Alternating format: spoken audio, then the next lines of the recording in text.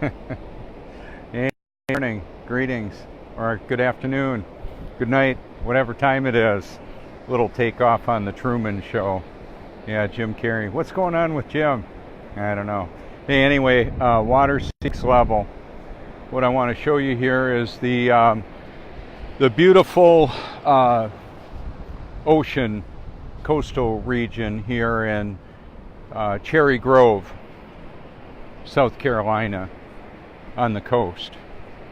Water seeks its level all over the face of the earth. That's the big deal. If you want to help me out with letting people know this, you can hashtag water seeks level. It'll help my content to raise up higher on the search results. That's part of what we can do. There's a storm coming in from over there. That's actually where where Myrtle Beach is. And today's going to be a little different. And I'm just going to try and show you the best I can the reality of the world that we live in. Almost like exactly opposite of the Truman Show. Truman was on a movie set and didn't know it. Everybody was watching him. And I'm trying to help the world to realize the reality that we live in is not only different than we've been told, they're lying about it. It's not like it's a little bit different, it's a lot different.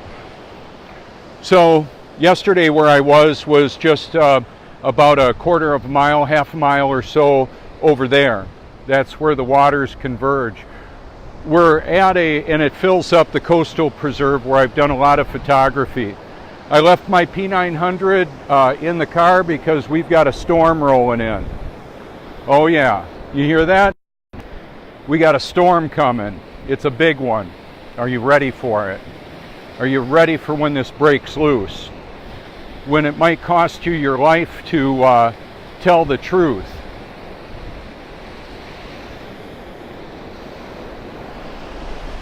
I'm not going to be making any allegiance to the Antichrist, the beast. I'm putting all of his family on notice, and my family in Christ. I'm letting you all know that I've made my choice because Jesus chose me. He chose me and all of his children before the foundation of the world. Yeah, before his face was hovering above these waters. We've got these waters, and then there's a whole bunch of water up above us according to the biblical account that I believe is totally reliable and accurate.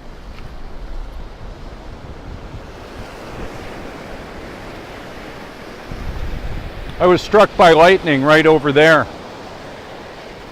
about 200 yards over there. It was kind of interesting because there were 5 surf fishermen out fishing right over there, and I knew that standing on wet sand with bare feet holding an aluminum umbrella pole there was a possibility of connectivity with the lightning that was going on, and I wasn't afraid. It's on my YouTube channel. It's called Struck by Lightning. The reason I wasn't afraid is not only do I know who controls the storm, he lives in and through me, and there's nothing that's going to happen to me that he doesn't directly cause or allow. That is a great comfort indeed. We've got billions of dollars of structures along the 60 miles of sand we call the Grand Strand here in the Myrtle Beach area. God set the boundaries of the waters. We can see the buildings slanted from this vantage point because, well, the sand is slanted. That's how that works. The building's vertical, the sand is sloped, causing the water to go back out.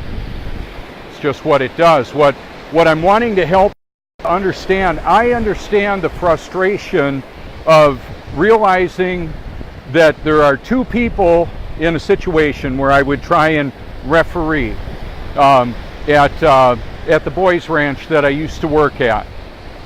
Both of them would have a different explanation for what happened, and I needed to find out the truth.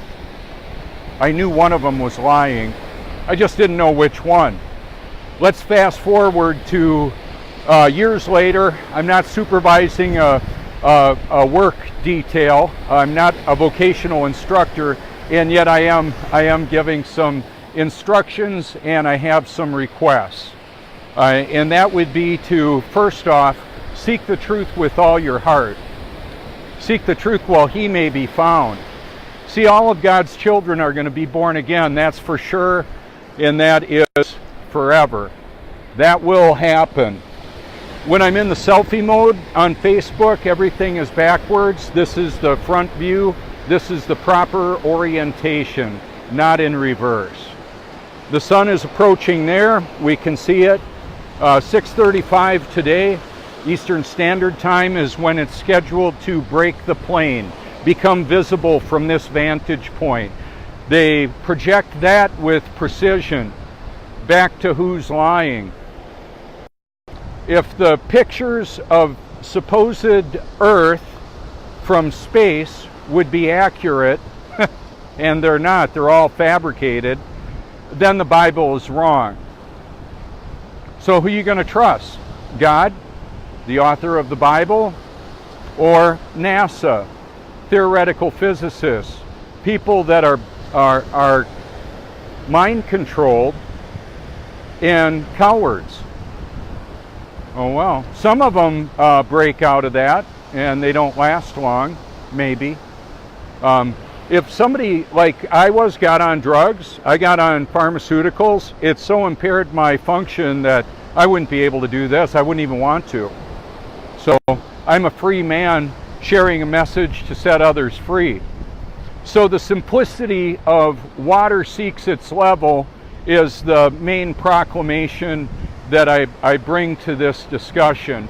Now, based on the cloud density right there, we're probably at least a half an hour, 20 minutes to a half an hour of this getting real beautiful and bright and all of that. So I'm going to walk us down the beach so you can see what happens. Yeah, and the storm is obviously approaching from that direction. Myrtle Beach International Airport is a point that they have a tidal recognition on the Tides Near Me app that I use. The tide will be high there approximately an hour after here.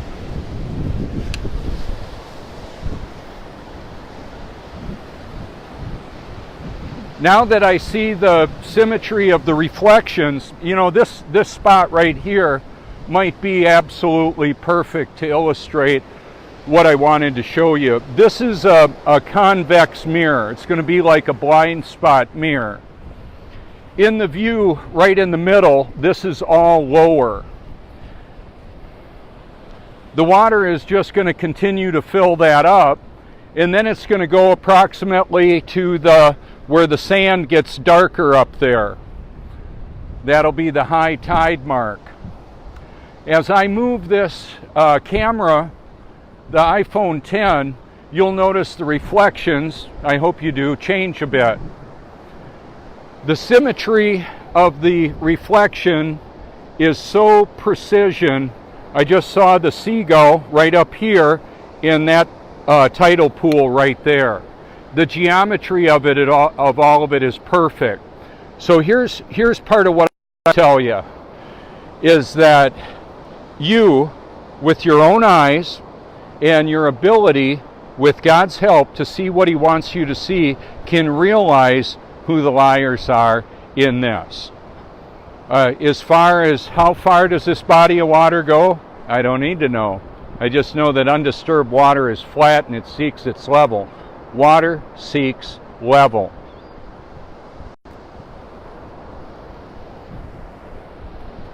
This right here is right there. It's not as easy to tell what it is. When the sun comes up and blasts over on these buildings, it's going to make them pop in contrast to the darker colors of sand. That's why I've done that. I'm going to, when I've got it on my photo album, Let's see if you can notice I want to have a bigger picture than I do. I'm going to drop this down a bit, see if I can show you a bit better.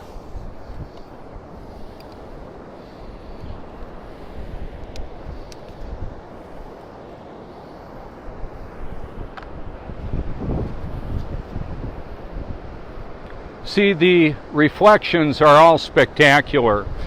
I've got hundreds of hours of the audio Bible merged with the beauty of this. When the sun approaches, the tide comes in, it's going to be a beautiful mirror here. I've got the Psalms recorded out here or broadcast out here. It was a particularly spectacular day. Just to let you know, to make it a little bit interesting, is that I'm going to have most of my videos #WaterSeeksLevel. It's just my way of saying that's the reality. That's what people need to look at. You can find out what the video is if you want to by looking at the thumbnail and listening to it, sharing it, commenting on it if you want to. The water is persistent. This is the low spot, and it's filling up gentle, and it's a coming in. The people are coming out to see the beauty of this. This is the season where we get the singles, the divorcees, the divorcees, the homeschoolers, the families with young children that aren't in school yet, the CIA, FBI, NSA. I just thought I would throw those in there because I've got a sense of humor. I meet them out here, not afraid. How about that? Isn't that special? I've got a responsibility as an investigative journalist. This is my own personal syndication that's worldwide. Some people don't like that. My wife Joni doesn't like that. She would rather think that I should be drugged and hospitalized. Oh well. Bummer for her that she can't see what God is doing in and through me. Here it goes. And it'll keep on going. It'll cut through the low spot all the way along. This perfectly calm water here is going to have some ripples begin. Just even the simple little things like the marsh grass floating there or the bubbles on top illustrate the reality of buoyancy and the differences in density and mass. Lighter than floats, less dense than the water will float on the water. Less dense than the air floats in the air. Helium balloons, hydrogen balloons are combustible. They can blow up. You can look at the Hindenburg, see what happened with that. The water that covers the face of the earth, that's all over, it's at your house when you turn it on, your spigots. It's liquid oxygen and hydrogen, folks, and it's probably got fluoride in it. I wouldn't put it in your body. I don't put it in my body. And after I shower, I rinse off with my highly purified, carbon-filtered, solar-activated water that's been in glass. I want it to cleanse my body. Okay? It'll keep on doing this. Over here, we've got the symmetry of the reflections. When you see people in the view walking on by, the water, when it's perfectly flat, you can see that.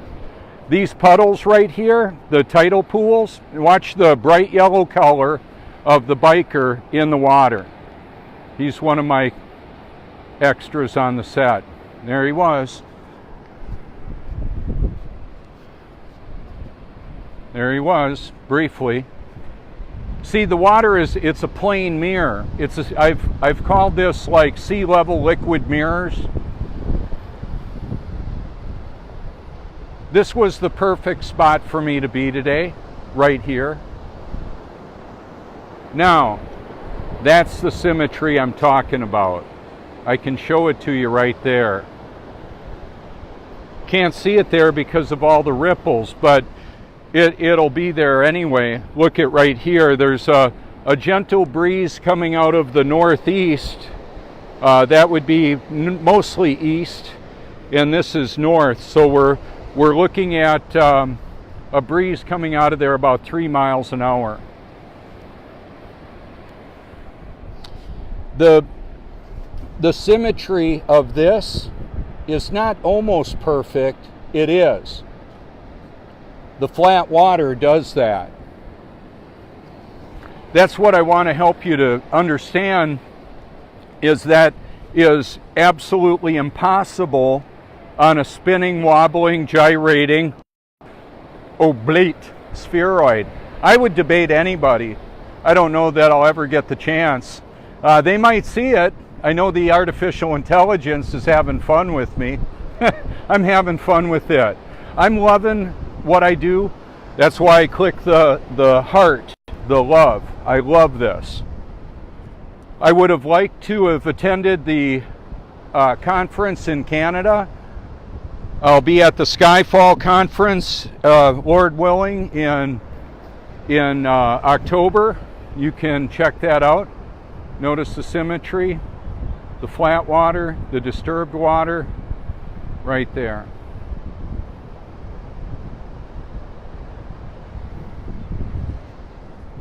So at different times when I've got my extended Bible broadcast, I've been really close to this area here to show this.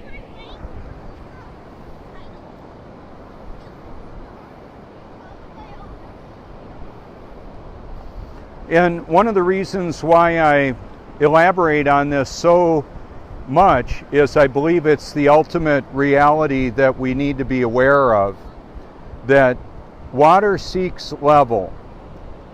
When you're looking at an adventurous, probably 5 to 7 year old young boy, I used to be that boy, or I should say that age, not that boy. We're not in Kansas anymore. This is all really different.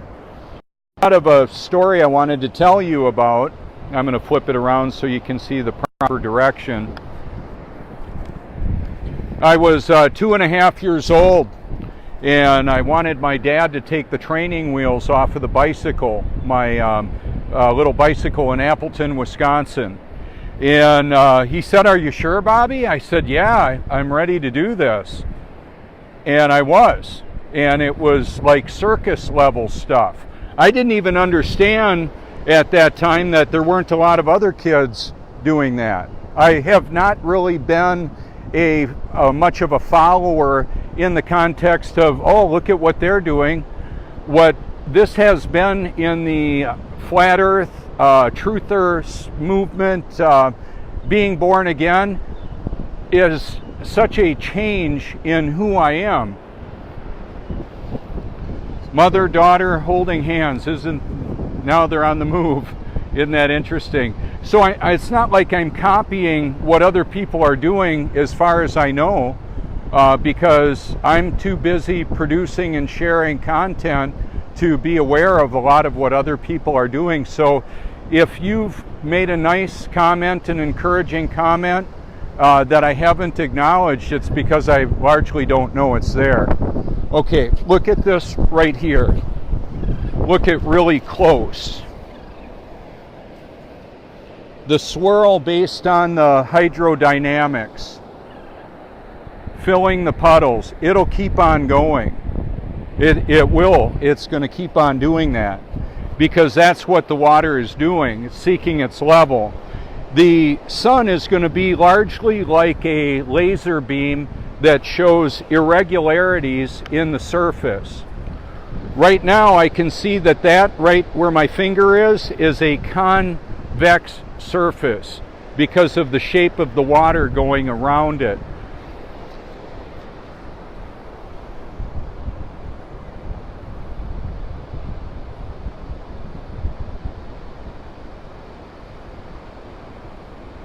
So when you're using water, I just want people to consider what's going on there. What are you able to notice as you interact with water?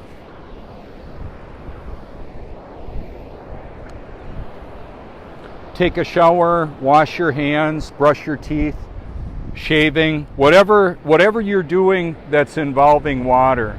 when I get a bunch of sand on my feet, well, let's just watch what happens. I can do this, and the sand comes out from in between my toes.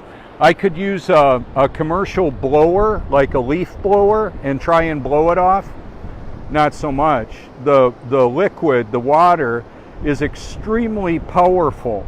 There are empires built on water.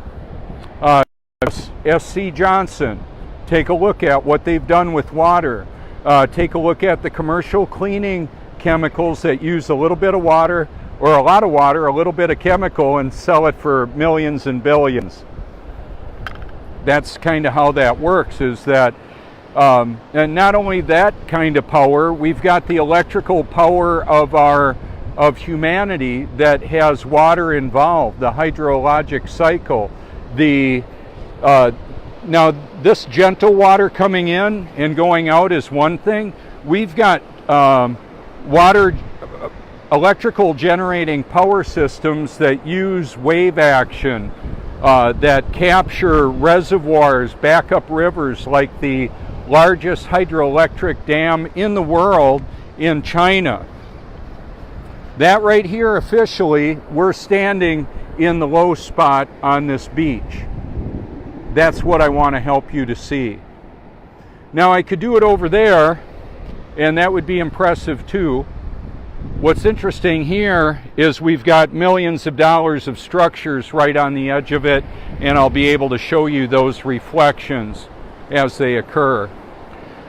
So one of the other methods of power generation is the heating up of the water, whether it's with radioactivity, nuclear type reactions, coal heating to create steam.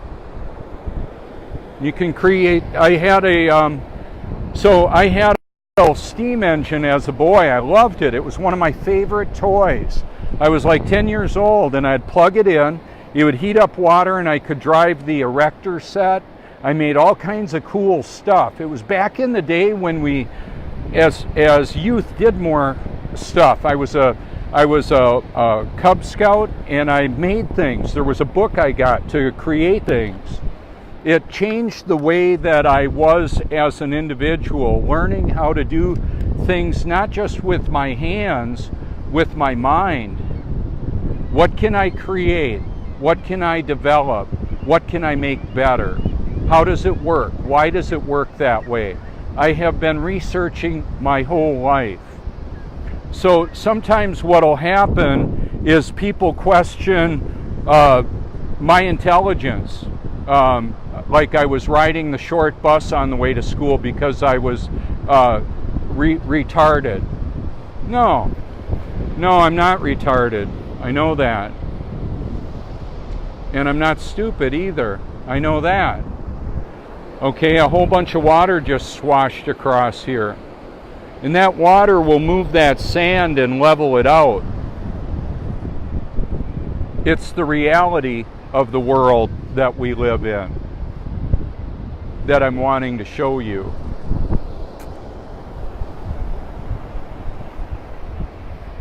So yesterday, my live broadcast got shared a lot. By the time I got to the car off of the beach, it had been shared over 70 times. Look at the symmetry of that. Perfect day for it.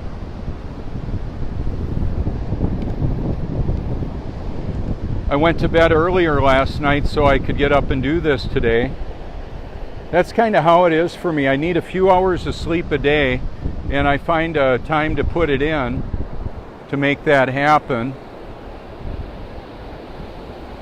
Because I want to show you the world that we live in such a way that it's a catalyst for not only your consideration, also your motivation to go and explore the world that we live in, so you can see it with, so you can see the reality of it.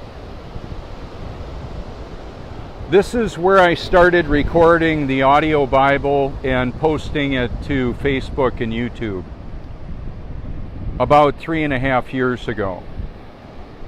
I have not forsaken my primary mission of sharing the gospel, the Bible, to the ends of the earth around the clock. Some of my friends, actually quite a few of them, are interested in that and do that as well. This puddle is getting bigger and bigger. We can see more of the building.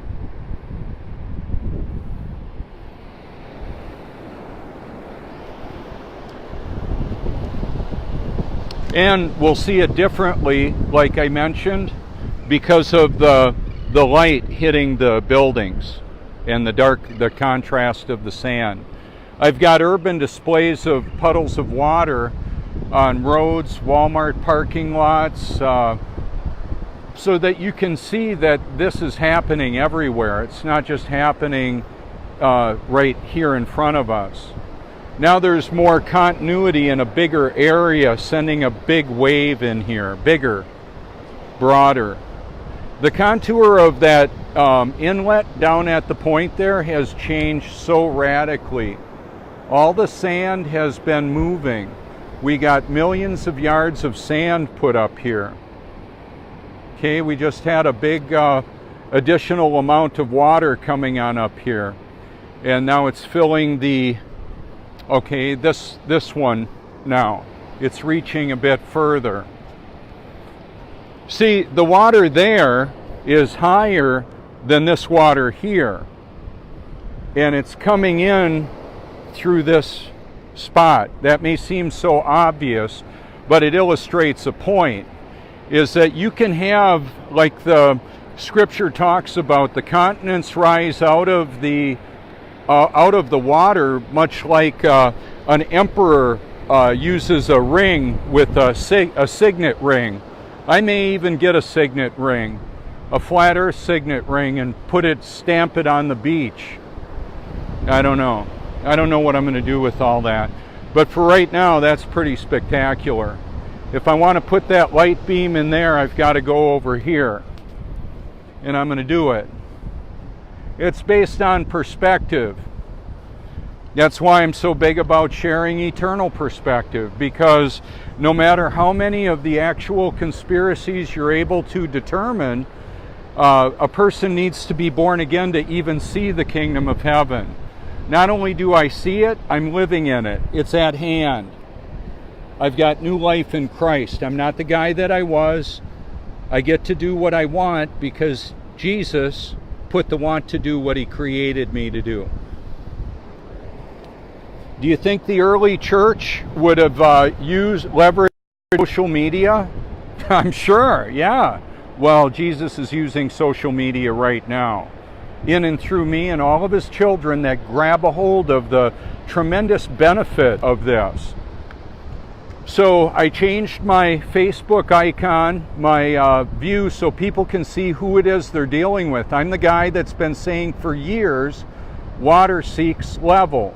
I've been showing little bubble levels against the horizon, wanting people to say, that's too little of a level to see the curvature of the earth. Well, what I would say, let's just use all the water in the world.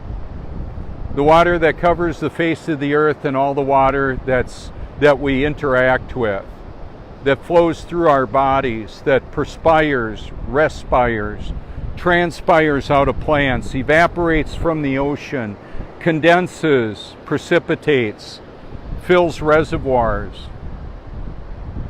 purifies our bodies. After I shower and rinse off with the purified water, I put coconut oil on and I dry off with a dryer. A lot of heat that causes the coconut oil to go in my skin. It's one of the reasons, one of them, that I've got a pretty youthful appearance for 57 years old. I'll massage that in, and what it does, that activity of doing that moves the liquid around, not just the blood, the lymphatic system. Under my arms, I'll use baking soda water / coconut oil so I don't smell. And I certainly don't want aluminum under there in my lymph system.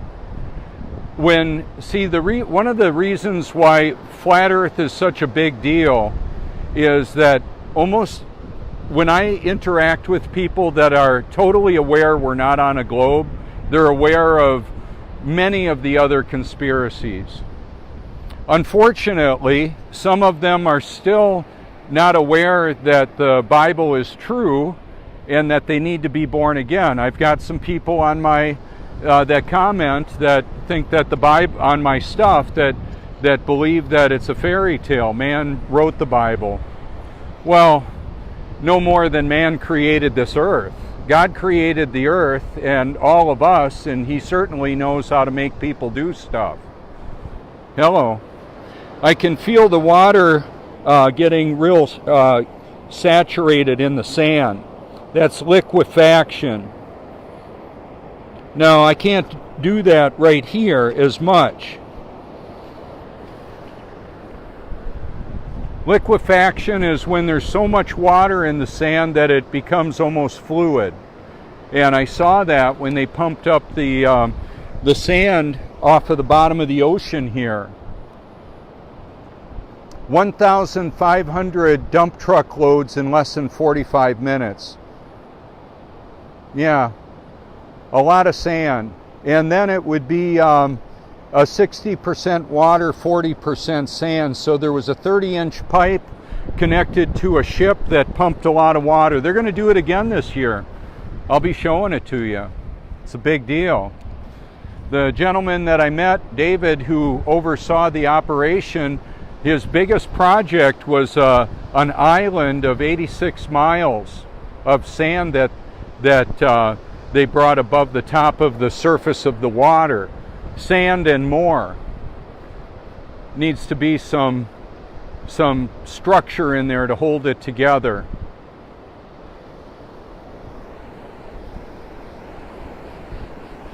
See, this sand right here is really hard. Somewhat, I should say. I get close to this water here, like right where I am, and I'm sinking in like quicksand. See that? As water reflects a man's face, God's word reflects the man.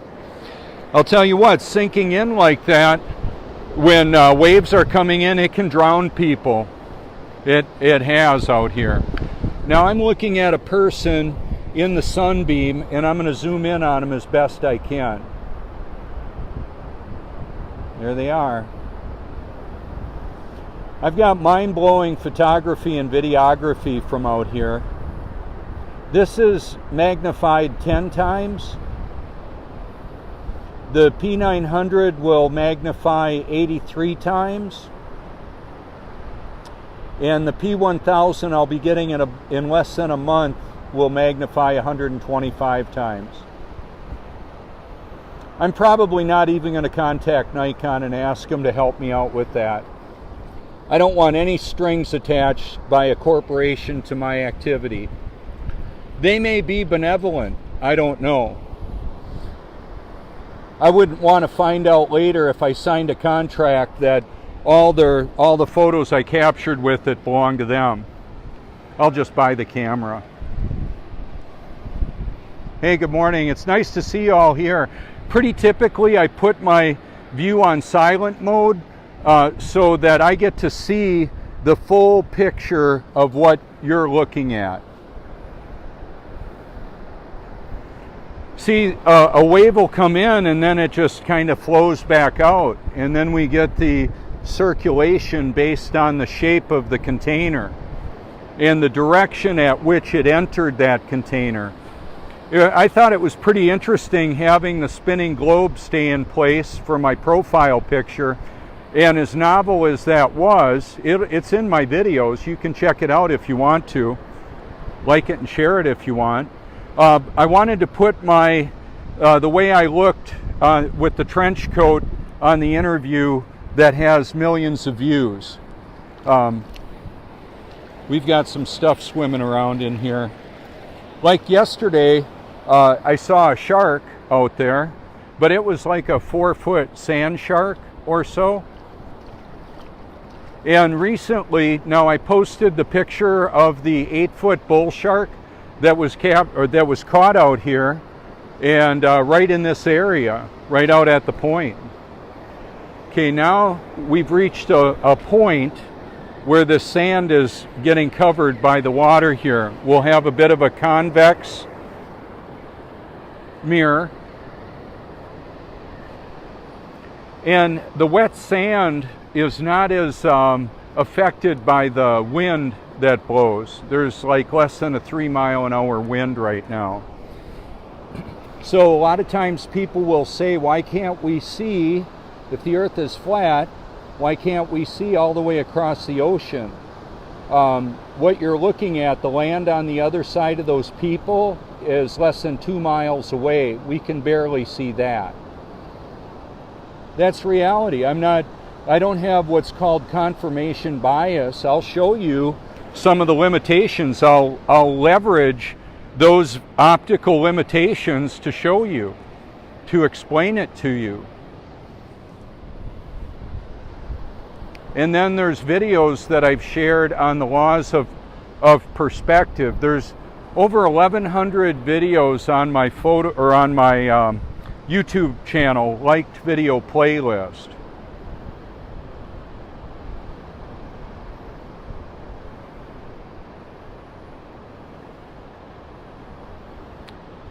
So sometimes the haters will say you don't have any proof, you can't disprove gravity. It's like, I don't have time to argue with you. If you want to explore my content, go right ahead. And if not, that's at your own loss, your own peril. Yeah, I actually said it. People need to know what's really going on. How will they know if somebody doesn't tell them? Okay, this now is just being affected. This is one of the last ones to be affected. But where is this water coming from? It's not connected to the big open area yet. Well, what it is hydrostatic pressure of water coming out of the sand. That's what it'll continue to do. So not only does the water evaporate and go up into the atmosphere, it's going into underground aquifers all over the face of the earth. Wherever there's water collected, we have water going underground. The plants that I've got in our house transpire. They're creating oxygen with the process of photosynthesis. The symbiotic relationship that God created in this world, where plants take CO2 and turn it into oxygen. CO2 along with water that they transpire, and it's a beautiful thing. And our bodies need nutrients, and greens are really good for us. That's why I'm real big about proper nutrition. It's not that I'm running away from the water per se. I just want to show you from a different vantage point what's going on here. Uh-oh, I lost a little connection. That happens sometimes when my Wi-Fi must have got turned on again. I believe it did. I'm going to see if I can turn that off. That might be a problem for me. So my Wi-Fi was off. I don't know why there was an interruption in signal, because we're pretty wireless up. We've got a lot of frequencies. Wireless, I don't have a, let me show you, no tinfoil hat here. I just know that there's a lot of frequencies around. Wi-Fi, when I turn on my phone, if I search for networks, in this area there's going to be probably 60 or 70 wireless networks that I can recognize. Most of them are locked. I don't have a code for them. I've got some of the codes. Here we go again. The sand is like quicksand here. You ever see that? Here we go. It just came over the top.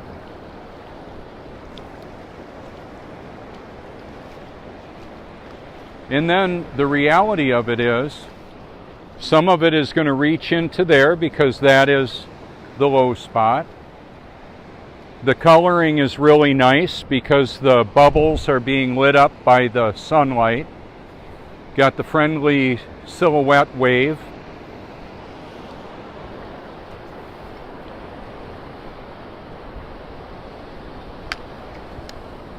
Now, the sun came up here today, or in this area.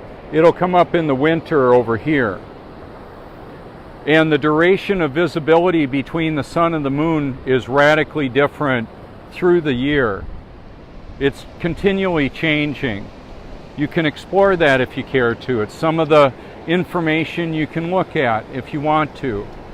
Tides Near Me is an effective app that shows me in the world where the tidal activity is, and also where the sun and when the sun and the moon appear and vanish, and the percentage that they are.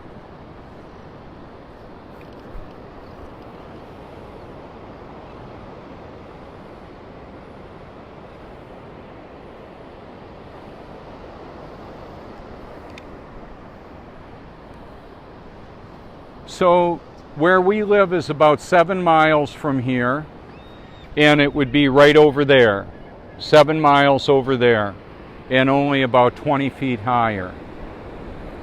So if we had a wall of water come in here, depending on the height of it, it could reach all the way to where we live.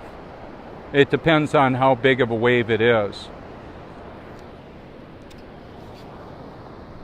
Like a storm surge from a super hurricane could reach well where we are. So this is the island over there on the other side of that line of water, where I've got photos of horses out there. Right in the middle of the view, right about where those people are walking, is a sailboat that got washed up on shore and then got buried in the sand.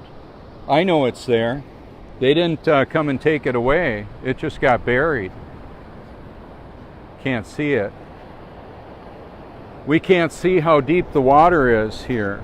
We can't, but we can, there are clues to the depth of the water with like seagulls, little birds, dogs, people walking through it. Those are clues. They give us a pretty solid reason to believe the depth of the water. This little full-grown puppy, little dog there, let's see. That's a full-grown, I believe. Might be Harley. It's kind of funny. Little dogs with big dog names. I love that.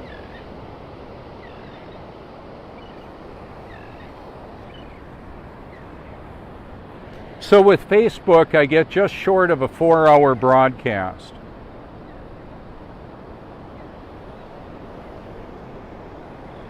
However, there's an interconnectivity with the groups and the people that I don't have with quite as much with YouTube yet. I don't know how that'll go.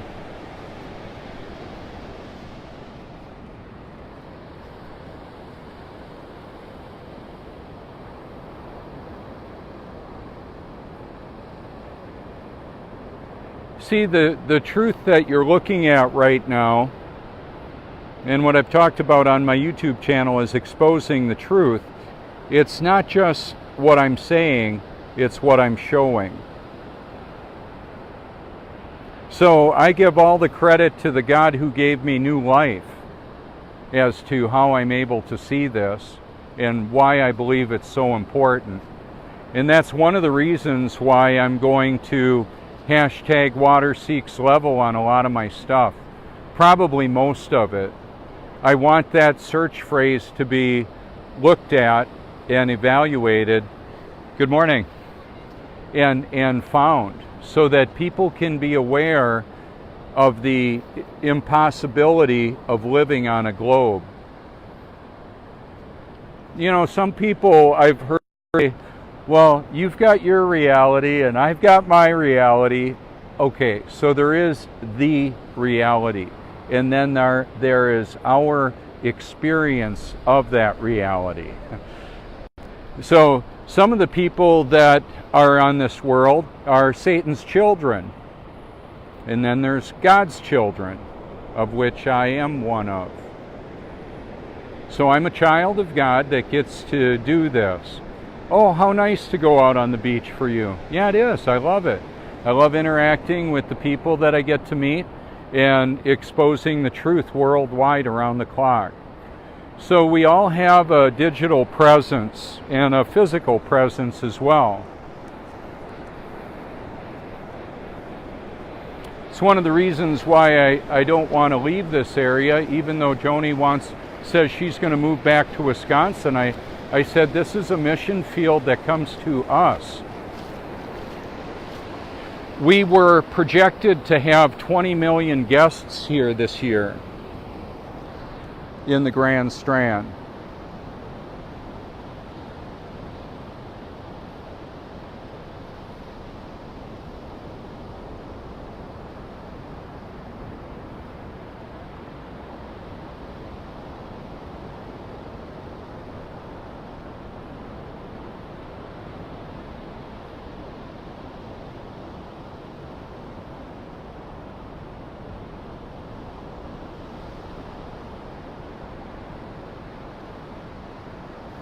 So I believe what I'm going to do for a little bit, I'm going to set this up a little bit differently and give intentional quiet time for you to just observe what you can and see what you can notice. And some of it I'll try and highlight by camera placement, and I'm going to reduce the commentary so you can hear the beauty of the waves and see the beauty of what you're looking at as well.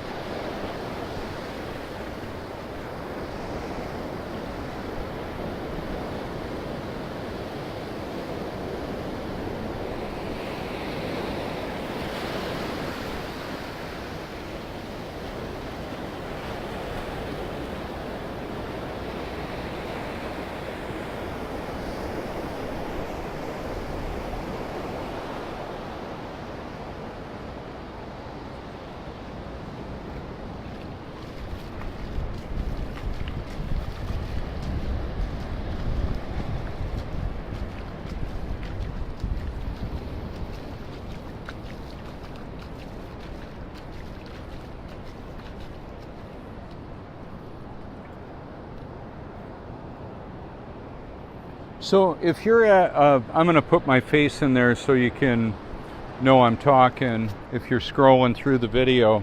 If you're an admin at a group and you don't like the fact that I dropped in on your group and you want to delete the post, what you may want to do is just go ahead and remove me from the group, and I'm not all upset or anything.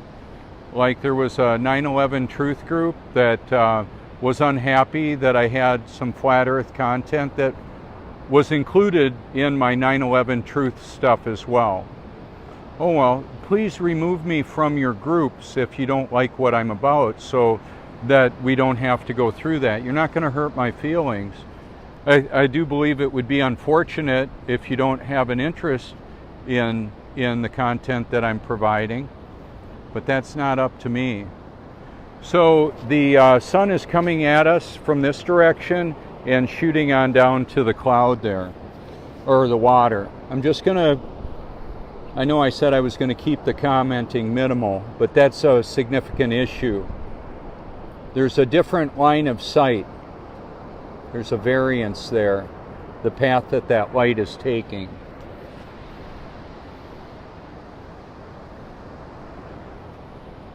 And some of the content will look largely different. The size of the reflection will be noticeably smaller than the size of the light source because of moisture content.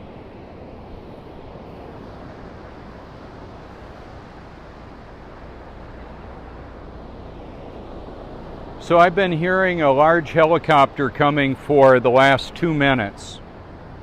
I haven't seen him yet. I would imagine he's coming from somewhere over there. Some of those weapons of destruction, mass destruction, can launch a missile from 20 miles away. Almost from Myrtle Beach to here. And I can't hear them that far away. A lot of people have exited this life not even knowing what hit them. They don't have a clue. I'm not freaked out about it. I'm not thinking that the government's going to spend millions of dollars to have some kind of a release of a big weapon on me. I don't know how, see, like I've said before, I truly believe that there's nothing that's going to happen to me that God doesn't cause or allow. So however He decides to have me exit this life is fine with me. I'm just so grateful to be one of His children.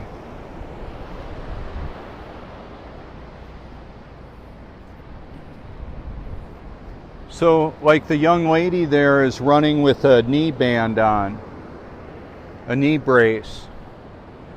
I'm not a runner normally. I can run really fast if I need to. However, continued running is pretty tough on the body, depending on footwear and all that. How we treat our body has a large effect on how choices we can then make. Part of the issue with this too is that the toxification of the food and the water and the air, the atmosphere that we breathe, it's a big deal. So like for example, if I were dehydrated, the tissue that creates lubrication for my knees, my elbows and all that will not work as well. If I were drinking a lot of water that had lime in it, there's the helicopter right there. Looks like a Coast Guard helicopter.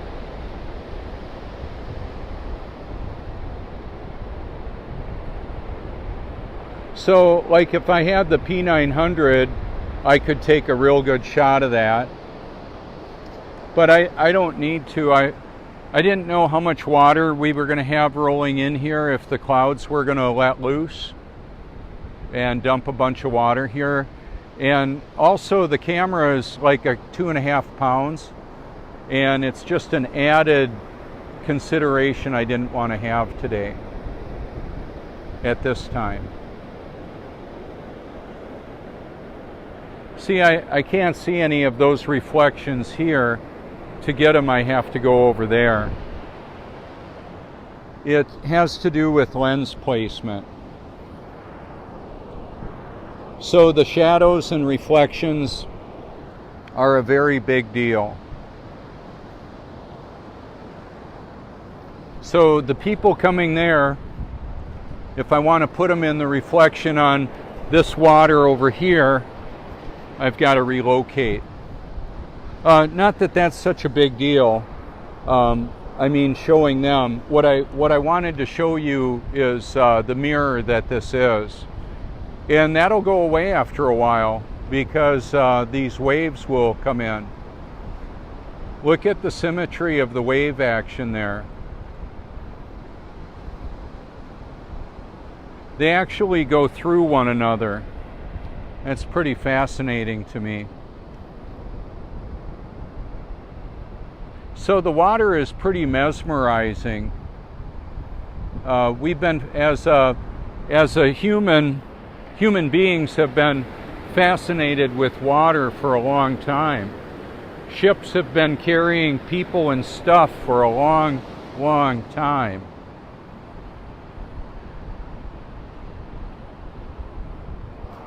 Oh, now the helicopter is up over the coastal area, the island. That's interesting. We might have some kind of an event there. Somebody might be in trouble. I normally don't see them there, and they're focused on that area.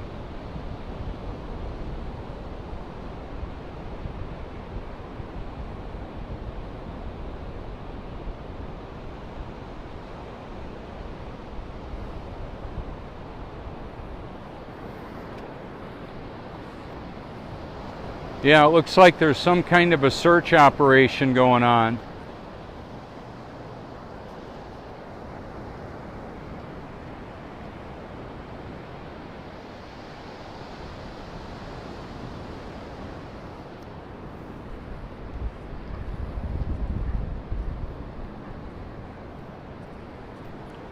Part of the activity too, when even the younger aged people, like very young, notice my my shirt, my YouTube shirt, and I can see them pronounce and hear them sometimes pronouncing the words eternal perspective, and they can go there if they care to. I hope they do.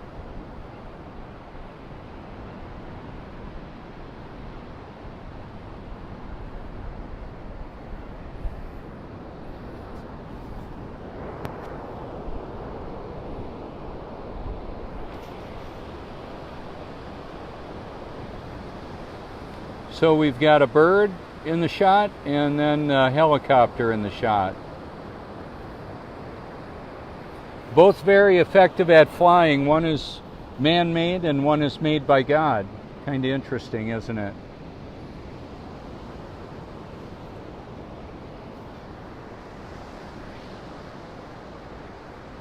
So there might be an event that you hear about later. I don't know. If I find out what it is, I'll let you know.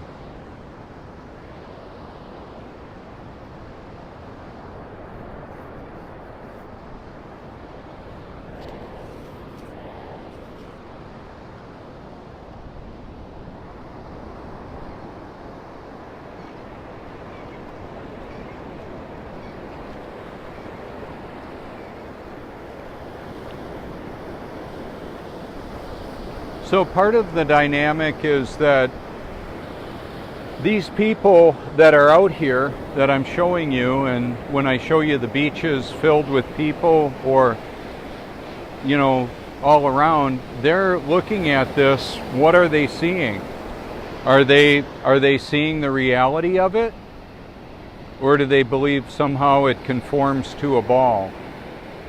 And you might think, well, it doesn't matter, Robert. It really doesn't matter. I get that from family members. One of the most unfortunate things I hear is, doesn't affect my salvation. It's not just about you. It's about, are you really born again? First off, if you can be so deceived about something as obvious as the water seeks its level, are you sure you're actually born of God's Spirit? Because when I look at your life, when I have a purview that has more of an awareness of how the choices people are making, it's not looking so good for that either. That's part of the dynamic here that is a big deal. How deceived can you actually be and still be born again, born of God's Spirit? I don't know. It's kind of like the question of how much sin can I get away with and still go to heaven. It's the wrong question.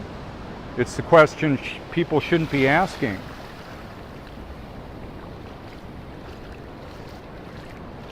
So that's why I pretty much encourage people to hear, share, and of course, obey God's word. That's humanly impossible to do. People cannot do that. I can't. I can't be good enough or do enough good things to work my way to heaven. I'm saved by grace through faith, and the faith that I have is a gift from God. He's the one that gave it to me. So I've got no reason to boast. I'll just boast in the Lord of who He is and what He does.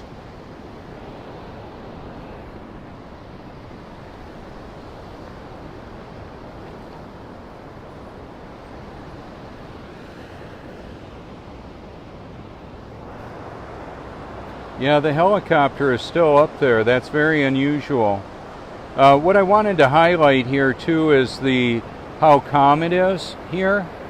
And I'm going to pan over to that moisture right there. So on the left side of the screen, we can see a little bit of more clarity. You know, I'll put it right in the middle. I'm shooting over the top of that bay. Now the helicopter is coming this way. There we go.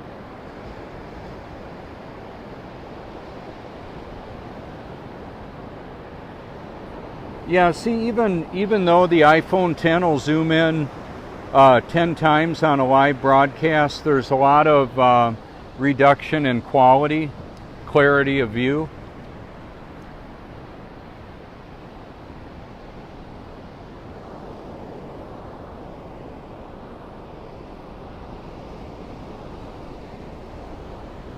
Now he's coming right over me, right there.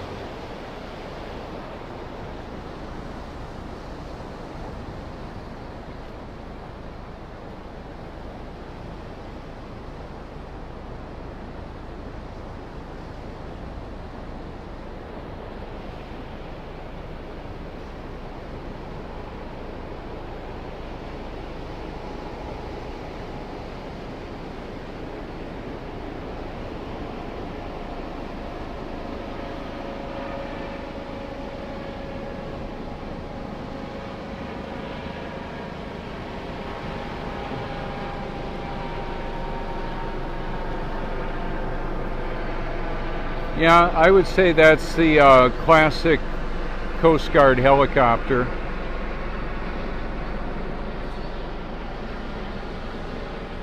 They're a little bit different. They've got an enclosed vertical spinning propeller on them.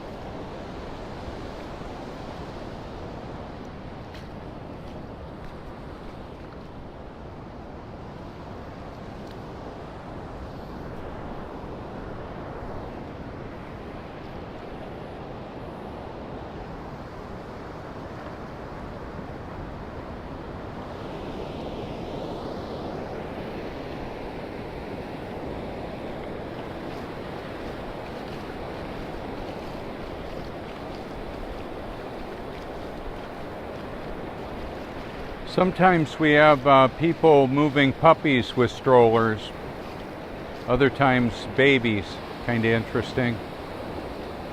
So what I'm going to do is drop this down right about in the middle of the view, and I just want to let you see what you're looking at. See if you can pick up on how flat the sand becomes because of the interaction with the waves. And when the water is really thin like that, it's very beautifully reflective.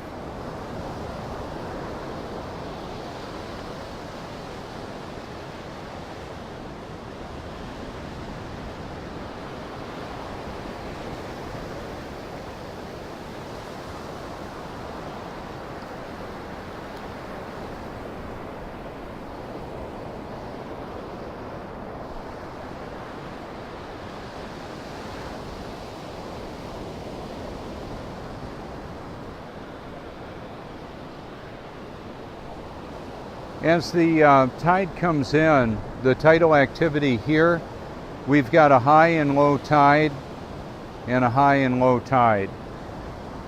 And they're about 6¼ hours each.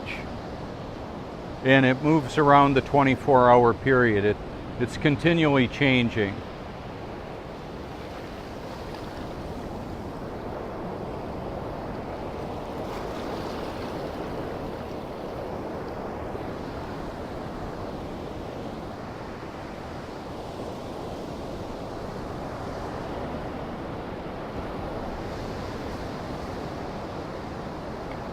So it's the part of the convergence of the waves hitting each other that levels this out so beautifully.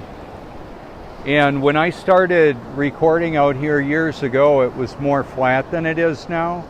There's more of a convexity than there used to be in this area.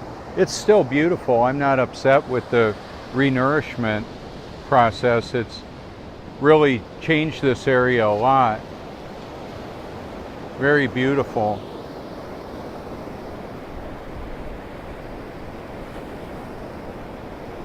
So like I said, there will be a lot of homeschoolers that come out here. We homeschooled our sons, and a shout out to Matt Long. Thanks for mentioning me at the Flat Earth International Conference in Canada, and for Robbie Davidson showing that I was the spinning globe on my sending out invites for people to attend the conference. I believe it's important to know the reality of this.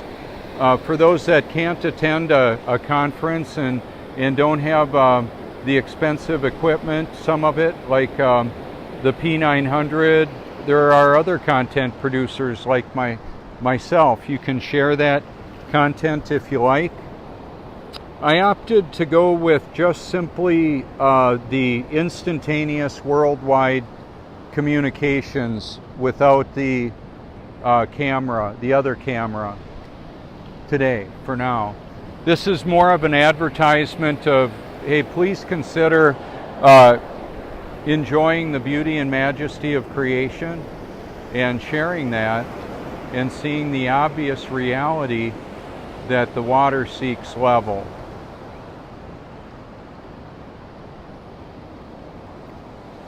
So it's not just the water in front of you right now, it's all the water we use. Washing the car, watering the lawn, taking a shower, all of that.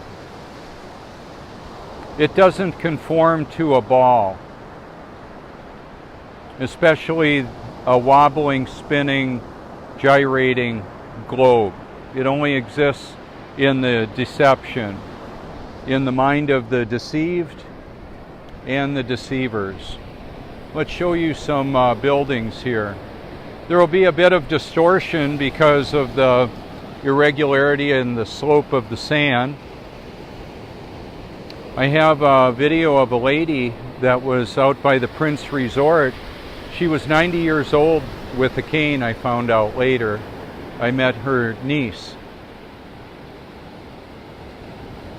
I ended up talking to her later. It was really special to see the effort that people put forth to bring loved ones out to the beach.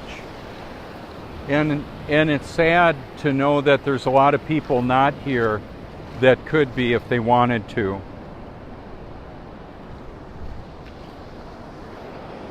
That's one of the ironies of life, is that sometimes people have access to the beauty and majesty of creation like this and choose to watch television instead.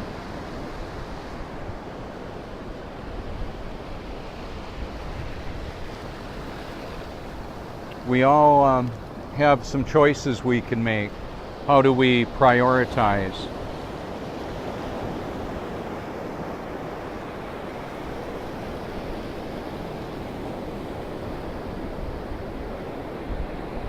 Good morning.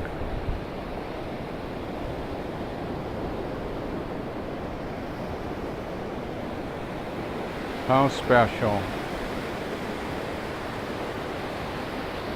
See, I can't choreograph things like this. Good morning.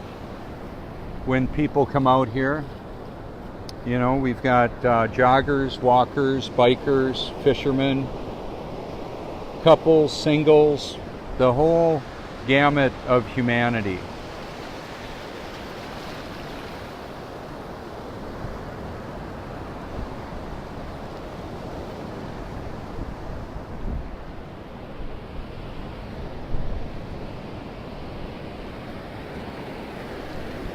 And it's good that they picked some harder sand.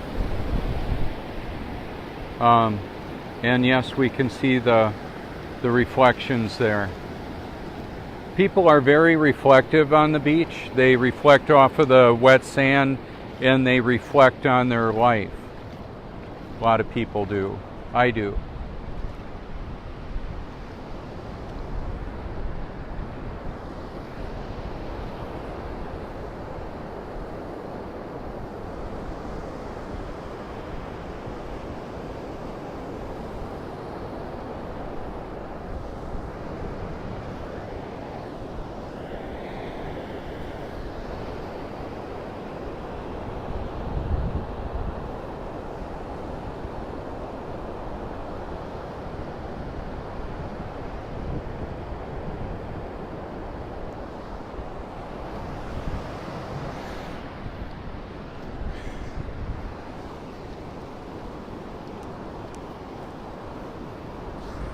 So I wanted to show you something here. This little bubble level right here, if I tip this, it'll go out of the circle. And then I can tip it just by pushing on it with my hand. The water causes the little bubble to go into the center. Now I've had levels on my window ledge at home, and they just stay there. There's no movement of the earth.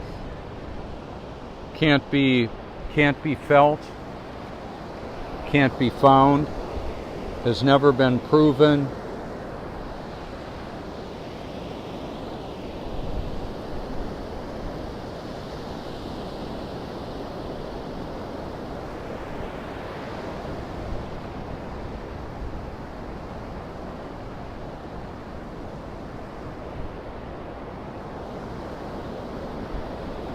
One of the other things too,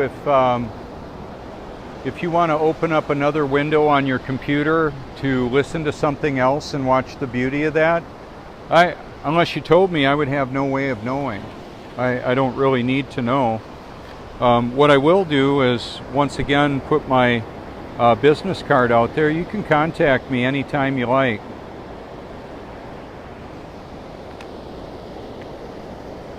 I can hear another helicopter coming around. Maybe it's the same one.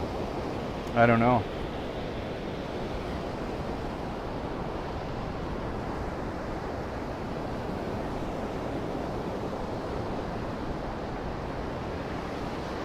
I have some videos that show how slowly the water comes across.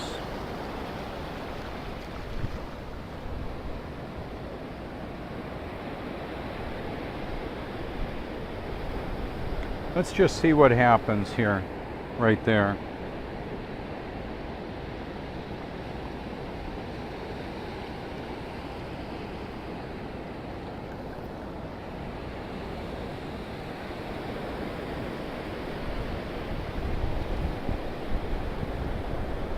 And a lot of people are fascinated with the ocean. I always have been.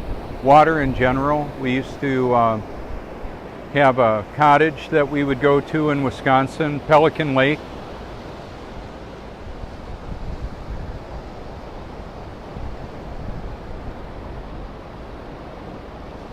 And then the chain of lakes in Wapaka, beautiful area. On my Eternal Perspective playlist, a lot of this stuff is going to be, I'm going to end up calling it #WaterSeeksLevel. I just want the ability for people to go over to my profile and see what I'm showing, the reality of the world we're in.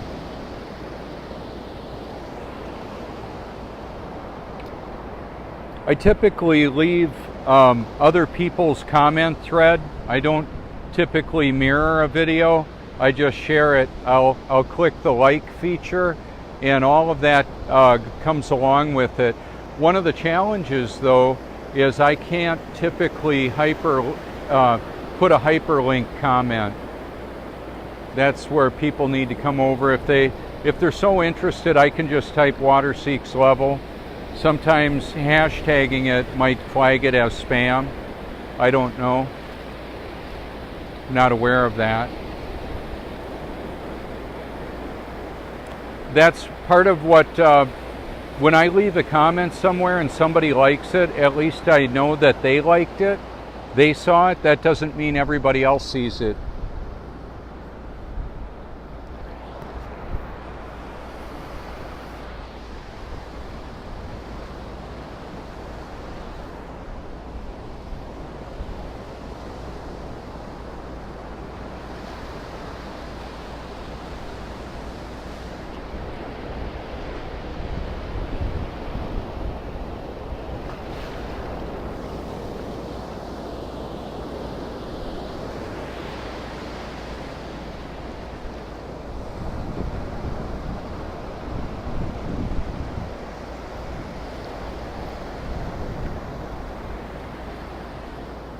So one of the other clues about the elevation here is the light beam from the sun, the interruption of the beam. Also, depending on the elevation from this perspective, when it's lower on the sky and real clear, it'll have a very different appearance. And you can observe that on my photo album, as well as my videos on Facebook and YouTube also. So I'm not in this for the money. I spend basically all the time that I get doing this. Even when I'm sleeping, I'm listening to the Bible because it's part of the renewing of the mind that I experience, the focusing of what I do, the prioritizing of it all. And then there's a dynamic like I have no control over whether or not people like and share something a lot. The video that I recently featured on Facebook, where it appears like the sun is in the clouds, in the various venues that it's been shared through groups, it's been shared over 14,000 times and viewed over 600,000, and that's with my vocals, what I'm sharing about hearing God's Word. And also that the sun and the moon, where they appear and vanish, can't be explained by the global lie. It doesn't add up. So reality exposes the global lie, so does the Bible, so does the water. And I believe that truth, essentially, the truth of all this, equals the reality of the circumstances, the situation. And that's one of the reasons why I'm unapologetically biblical. I believe it's most important that people are born of God's Spirit, and so that's why I do this. Even if I drop in on a post that I didn't make that has millions of views, it might even be a music video like Coldplay. I dropped a couple of videos a while back where I would type something in like Water Seeks Level, research Flat Earth, something like that. Sometimes people will come over to my content, but in 5 minutes I made a comment on videos that had over 2 billion views. 2 billion with a B. That's a lot of people. It doesn't mean they all see it. It doesn't mean any of them see it. I'll do it anyway. And that's part of the change of who I am, is that what I do isn't based on approval or disapproval of others. It's based on doing what I believe Jesus wants me to do. Looks like we've got an eagle over the island right there. They've got about a 6-foot wingspan. I've got photos of them on my photo album. I've got videos of them too. Hey, it just started raining a little bit.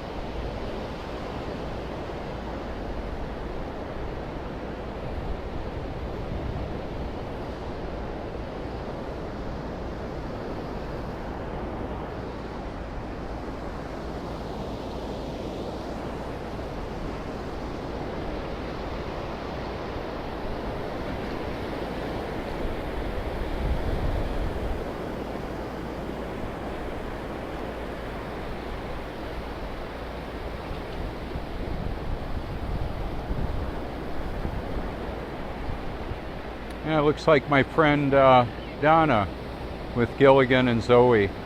Zoe gets to run free. Good morning, Donna. Yeah, Gilligan he's almost a year old now. He's still kind of a puppy.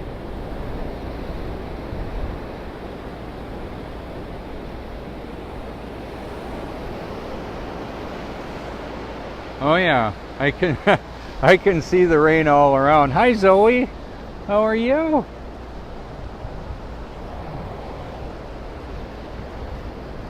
She's looking for minnows. I've got video of her digging into the sand. She can get half of her body in the sand in about 30 seconds. She's a real quick digger. There she goes.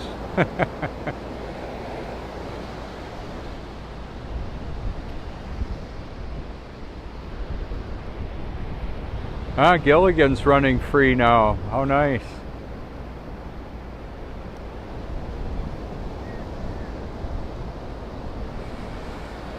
So it's hard maybe to see it from there, but I'll just tip it down a little bit. You can't see it now. All the concentric circles of the ripples of the rain on the water. That's a perfect illustration. I don't mind getting wet out here at all.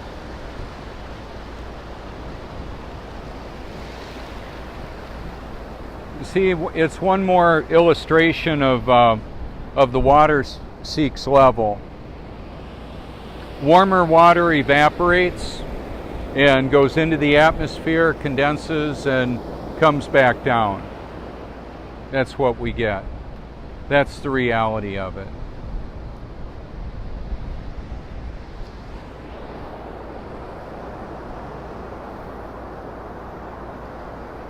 See, now the height of the sun is from this vantage point. I'm not saying the sun is changing in elevation. It's based on perspective. So in the summer, the sun moves higher in the sky. In the winter, it's way lower. I can show you that easier.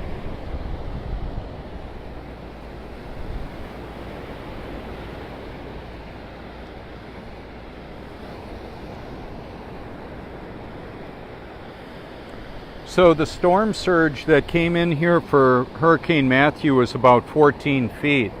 That's only about 6 feet less than where the bedroom I'm sleeping in is. But see, there wasn't enough water stacked up to go all the way in. However, a tsunami is a bit different.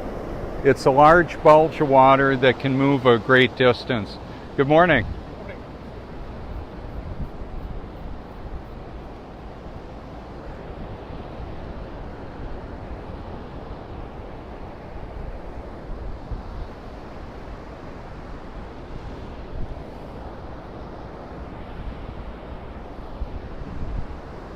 Good morning.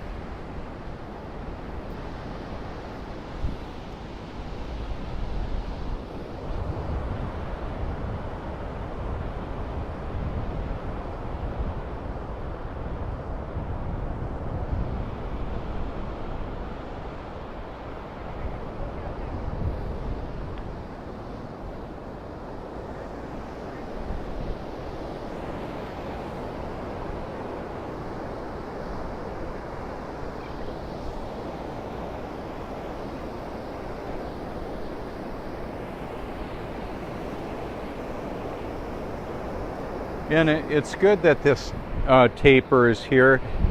They brought in so much sand, it used to go up a lot higher. So when the additional sand was pumped off of the bottom of the ocean and put up here on the beach, it provides a more of a barrier.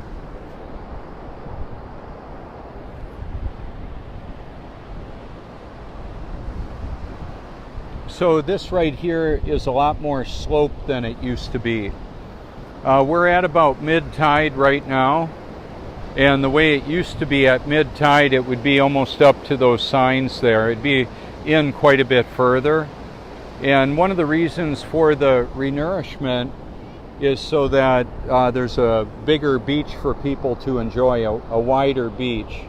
Myrtle Beach here is recognized as one of the widest beaches in the world, and it's just the way that it is. The water is very shallow off the coast. There's a lot of shipwrecks out there. Noted pirates and that have run aground or been shipwrecked. So I can see quite a bit of rain falling there. And I've got that also in different videos you can observe. But then the other thing is when it's happening around you, that you just acknowledge it, that you just see it and realize what's happening. That there's no rain falling opposite of the rain falling here. That's not the reality of the world that we live in.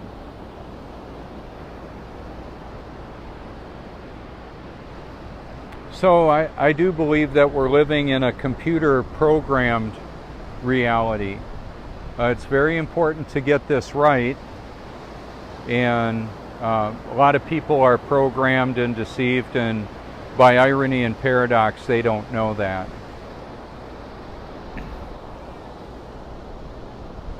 So with pride as a powerful catalyst, they're not going to get it, and they're going to think they do. That's the problem. They're going to think themselves very well informed. I didn't figure this out on my own. I can tell you that right now. I can't change your mind. I don't even believe you can. I believe divine intervention is required to love and believe the truth, let alone find it.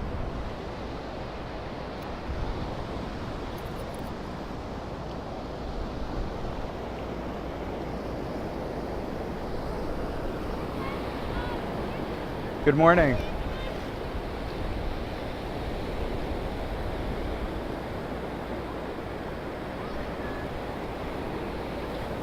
So the Prince Resort is just on the other side of the pier there, about a mile and a half away.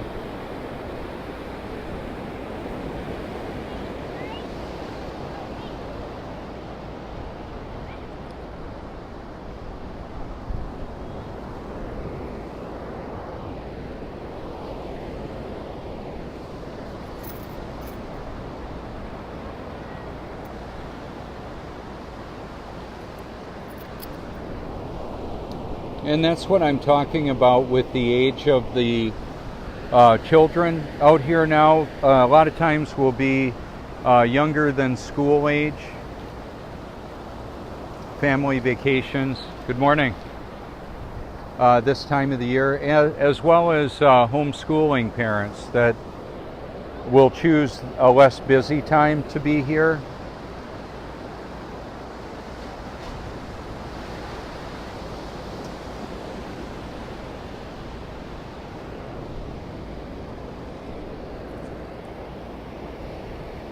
So the tide comes and goes, rises and falls. The different groups of people that come out here changes with the season as well.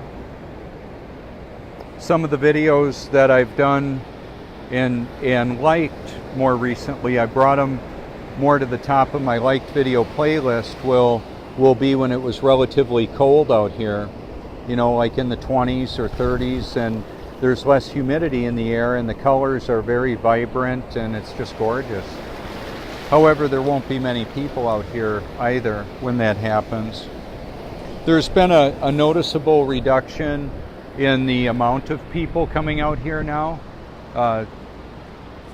Quite a bit, quite a fewer amount. A lot less people out here is probably the simplest way to say that.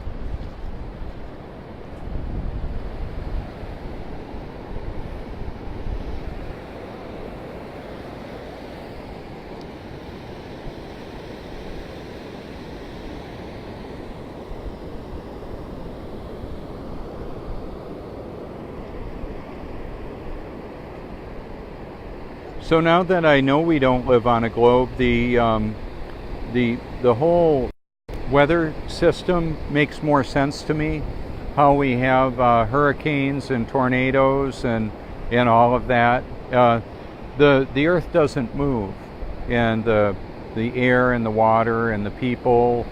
There's movement, just not the earth. The earth is stable. The sun and the moon and stars move above the face of the earth. So that shot right there gives us some nice symmetry. The beach is slightly sloped here, very little.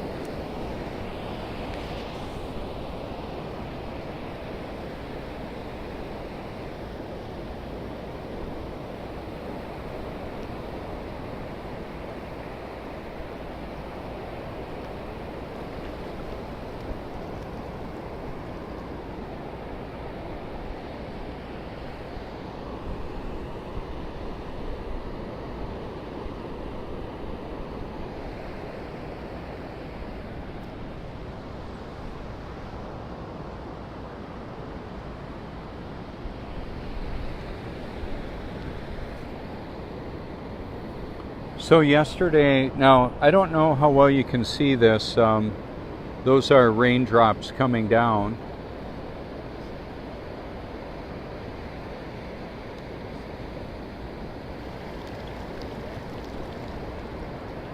And yesterday in the view I showed points where a lot of bubbles were coming out of the water, or coming out of the sand.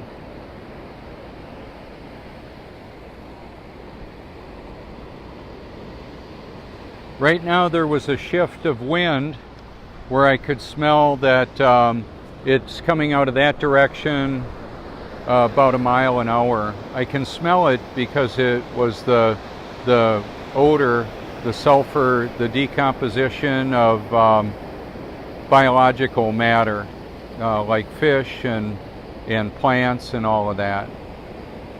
Right there we can see a bit more of the rain activity.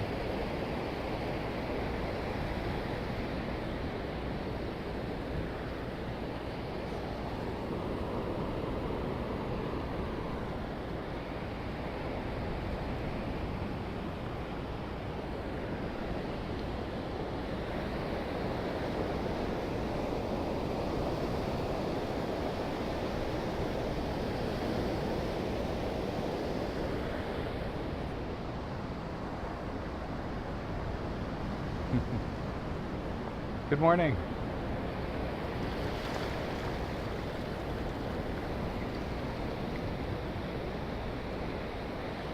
So like the joggers will keep jogging. That's kind of interesting. The fishermen will keep fishing even though it's raining a little bit. But typically not the people that want to just sit in the chairs and look out. They'll normally go in, but some of them will sit out here. It depends.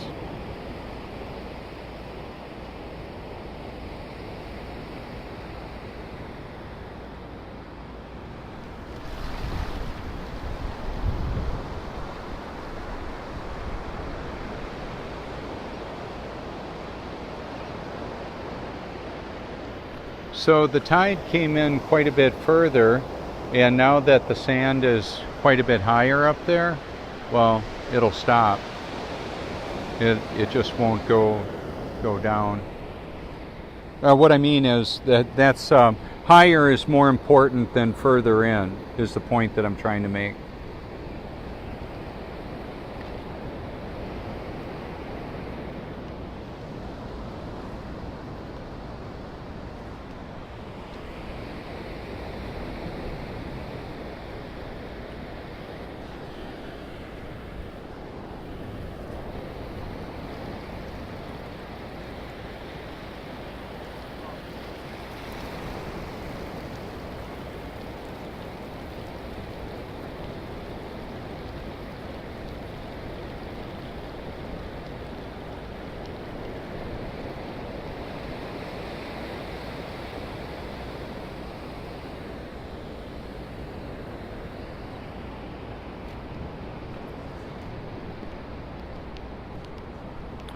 So we can see the water hitting there, and what'll happen, I'm gonna give you the up close view here.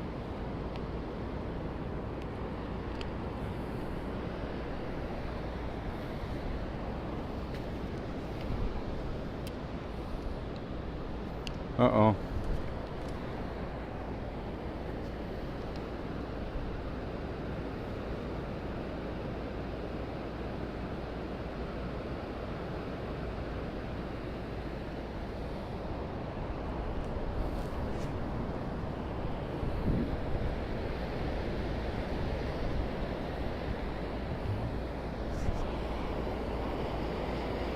So we're getting some sprinkles right there, but in the middle of that view, right there, that's a lot of rain. That's coming down really hard.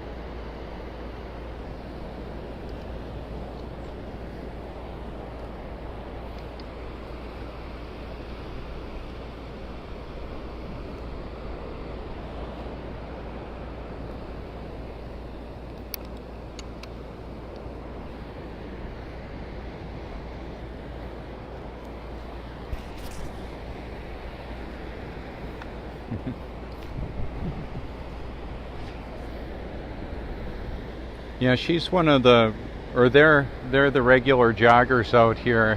See them quite often.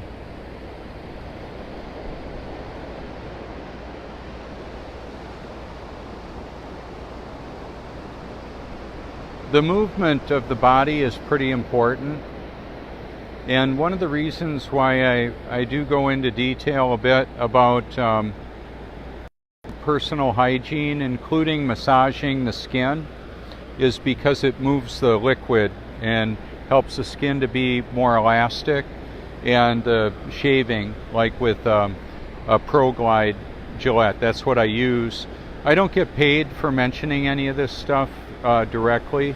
I just get the satisfaction of helping you know some of the things that I use that help. The coconut oil on the hair helps, and I've got a Flowbee. That's one of my liked videos. It shows you attach it to a vacuum cleaner and it pulls the hair out and cuts it precision. I can cut my own hair professionally any time of the day or night, and I do. Quite frankly, I want to look professional. I want to be professional in all that I do.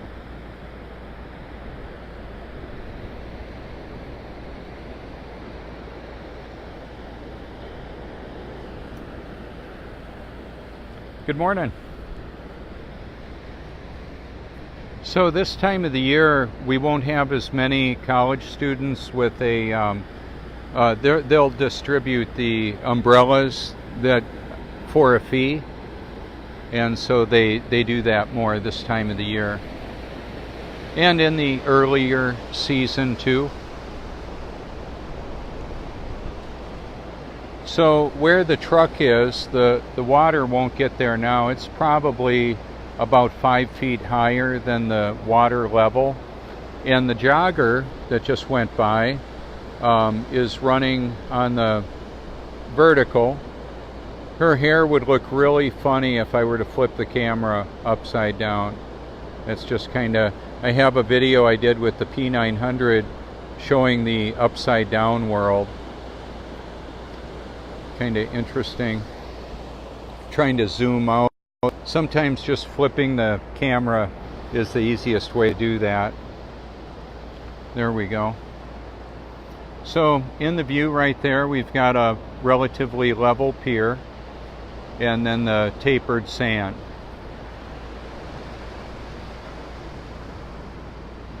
The sand coming off the tires, it's just what it'll do.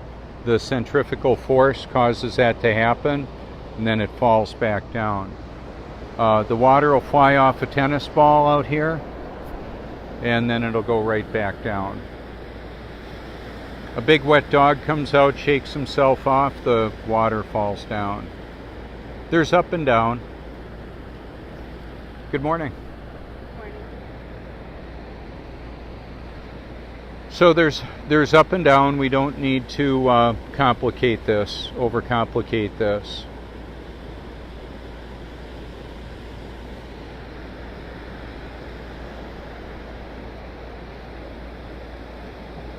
So we don't have any actual video or pictures of stuff on the bottom of a spinning globe. They don't do it. They can't do it. It's not real. If they were to try and show that to us, it would be a computer rendering anyway. That's much of what we're given in the supposed space exploration, and imaginary trips to the moon were brought to us by trickery, cinematog. Okay, so let me try and find that out. Cinematic trickery. A funny thing happened on the way to the moon. You can watch that, or Astronauts Gone Wild, and there's a lot of videos that expose the moon landing hoax. It's a big deal because a lot of people are basing their eternal perspective on the experts that are providing a trip to the moon and evolution. We still got monkeys. They're presenting a godless cosmic Big Bang. And I'm simply showing you the reality of the world that we live in. Doesn't match up with what they're saying, what NASA, the theoretical physicists, the transhumanists, all of that. It's a false reality. There is somewhat of an augmented reality in that people are immersed in technology that gives them a false perception of what's really going on. I'll tell you what's really going on right here is a lot of rain coming down. Yeah, and there's the little dog and the family that we saw yesterday out here. Yeah, I think I'm probably wet enough.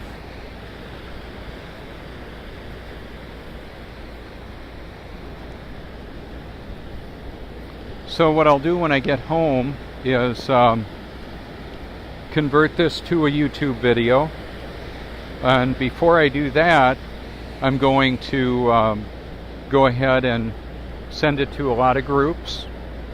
Hopefully I don't get locked out. I can hear the helicopter coming back.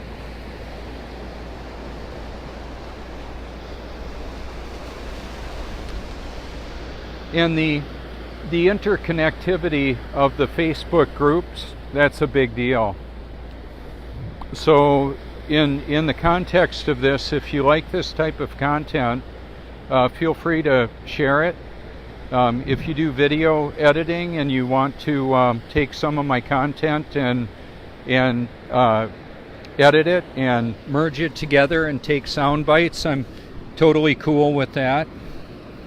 Sounds good to me. It gives me a lot more reach, and I do this for a reason. It's because I care.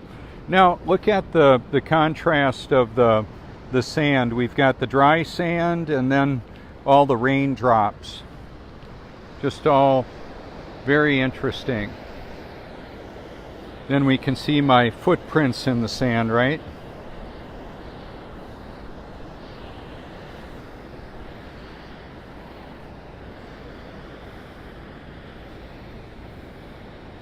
Yeah, now it's calming down a bit. Not much rain happening. You know, the water will move the sand. It doesn't move the rocks much. These dunes here were considerably bigger before Hurricane Matthew.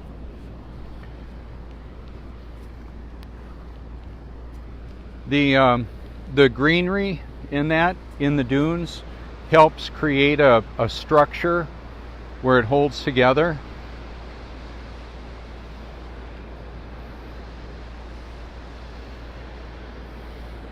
That can actually be a really big deal depending on where you are. It allows for a car to drive on it. When this is all really dry and granular, like sugar sand, a car like mine would sink right in. However, it could drive right on the beach in the wet sand. Oh, I think I'm hearing a diesel generator. There's a services company truck over there. That was where I normally park. And it had a big diesel, or it had a big connector on it for power. It's like a power trailer. So here we can see the drops hitting the water a bit better, I think. Yeah, so the water in here seeks its level perfectly too. Those are the clues. You get next to a swimming pool, a nice concrete in-ground pool like that. When it's not raining and there's no wind blowing there, it'll have perfect reflections. It's just what it'll do.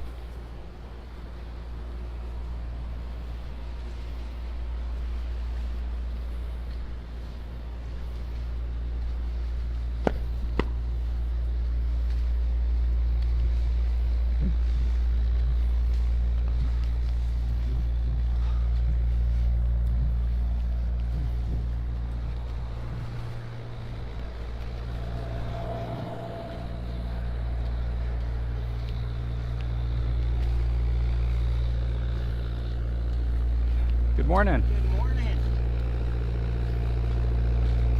So I'm gonna take you on over and show you what I was hearing.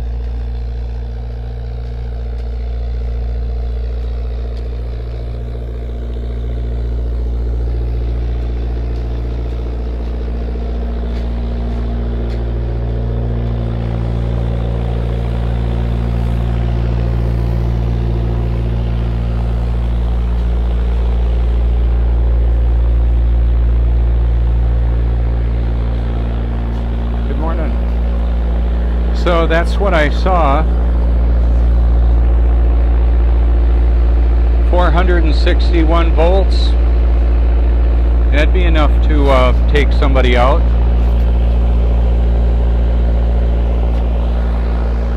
So they've got it, Wilkie Services here.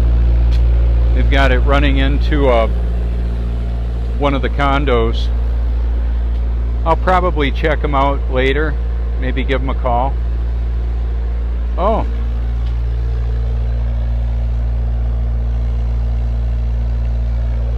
Yeah, it may be some type of pest control. I'm not sure.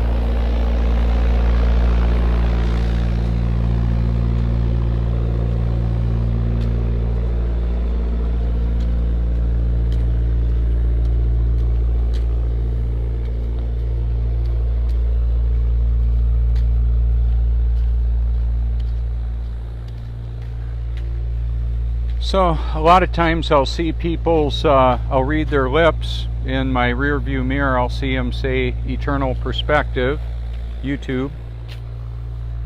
I want to include this too because this isn't like something I fashioned after somebody else's example or activity. I believe it was just a prompting from God to do that.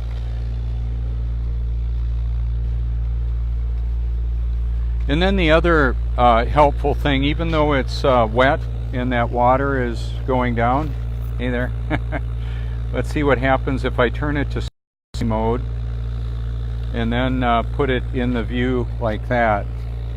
I don't know how well you can see that if it turns it around. much. Turns my logos around. But I wanted to illustrate something else here too. Good morning.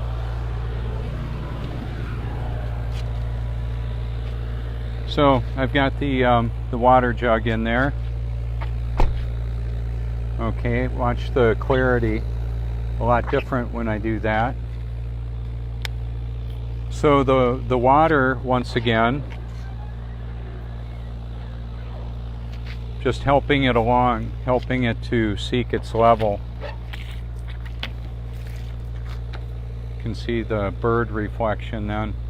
What happens with this too is it moves the dust off of here. Typically there won't be as much in the way of particulate in this type of rain. Somebody's in their purse there. Yeah, that's what it was. So here we've got an example of a golf cart that was parked here and then moved away.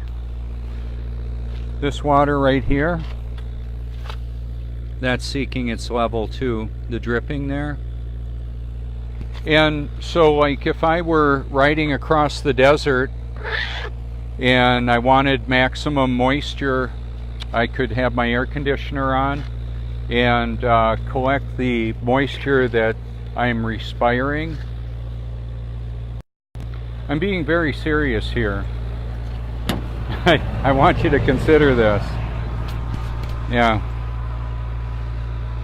Is that if I was in the desert and I was driving across the desert and I ran out of water for whatever reason, that's unlikely, but if it were to happen, I could capture water that came out off of my climate controlled dripping, and I recirculate that a lot regularly to keep it nice and fresh.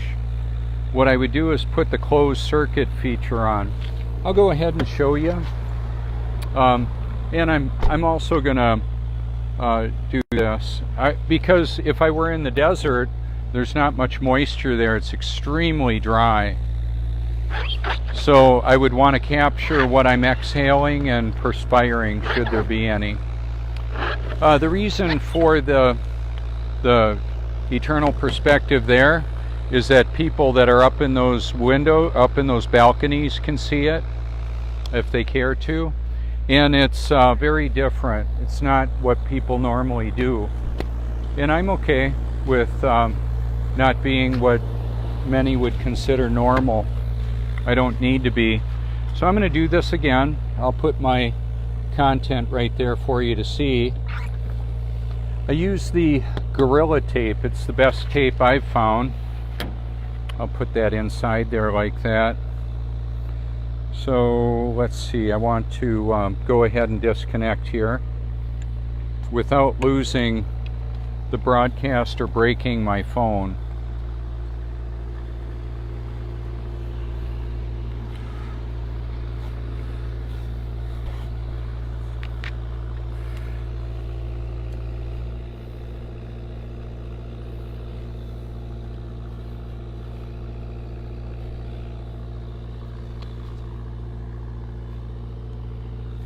What happened to me a while back at the Flat Earth meetup right around that time was I had a unfortunate occurrence where I had my power cable, my power pack in my pocket, and I turned and it pulled my phone down and smashed it. I'm pretty good at not breaking my phones. But that happened then.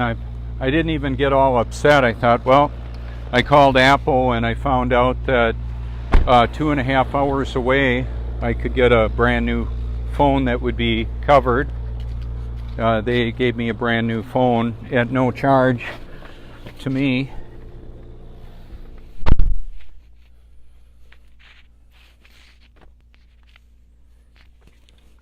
So we can see a little bit of movement. If I rock the car a little bit, there it is a little bit more. And it'll just get still really quick. You know, the water, even though we don't know exactly what shape the container is that covers the face of the earth, what we can see with the physics and properties of water is that it does not conform to a ball. We don't see that anywhere in reality. That's the point of that. So what I was going to show you is what I was talking about with the climate control earlier. I'll go to maximum cold, which causes this to recirculate. And if it's too much noise, I'll just put it on low. It'll be quieter. But what it'll do is take the moisture out of the air that's in the car. Yeah, so even if I had, like if I had a wet towel, for example, in here, let's say I was at the beach, or I was at a place where I had a wet towel, I could put it on the window ledge, it would evaporate, put humidity in the air that would be captured by the climate control system of the car. And the water would be seeking its level. That's just what it would do. It would be, by the seeking its level, it would be captured on a device that's cooler, what's called a condenser, and then the water would drip out of there after. So I don't quite have the setup I would like to. I'm going to see what kind of a detail I can work out here, though. Because I did want to have a little bit longer of a broadcast.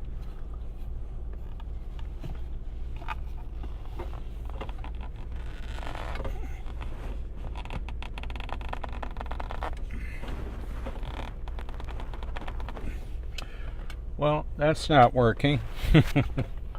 Okay, so that's going to stay there. And I'm going to try that with this device.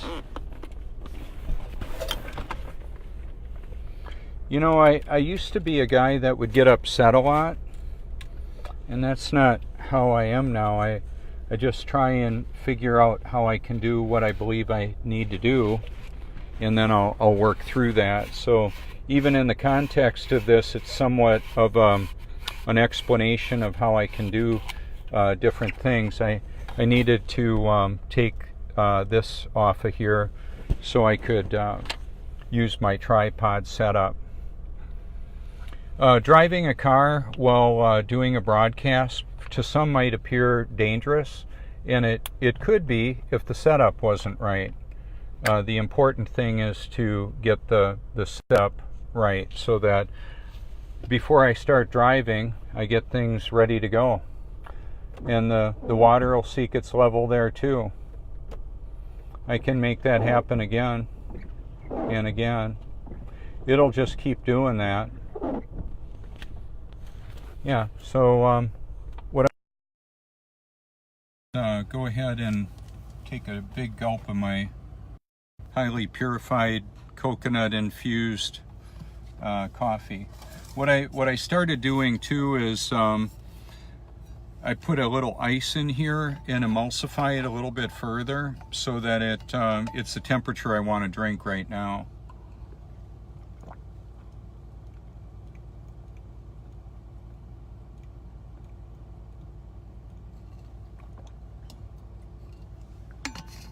One of the reasons why I'll go into detail even about the coffee is that I typically wouldn't have coffee that was made with tap water because I know how unhealthy the tap water can be, and it's just uncertain what's in it. So, like when I was at the Flat Earth Conference in North Carolina, I brought some coffee beans. I just ate some coffee beans. Actually, like I had it ground before I got there because I anticipated that it might not be purified water that the coffee was made with. This has H2O in it. Reverse osmosis, carbon filtered, and then I like to put it in the sun. The fluoride is a toxic chemical. I've got it featured on the Great Culling. It's a video that talks about it. This indicates I'm not charging. I could lose my broadcast at any time with that. Looks like it showed up now. That's pretty cool. When this stays on, it typically means I'm connected. Now, earlier in the broadcast, I showed that big power truck that power trailer. That's a big generator. I don't know how many, how powerful it is, powerful enough anyway. And none of that does any good unless those cables are connected.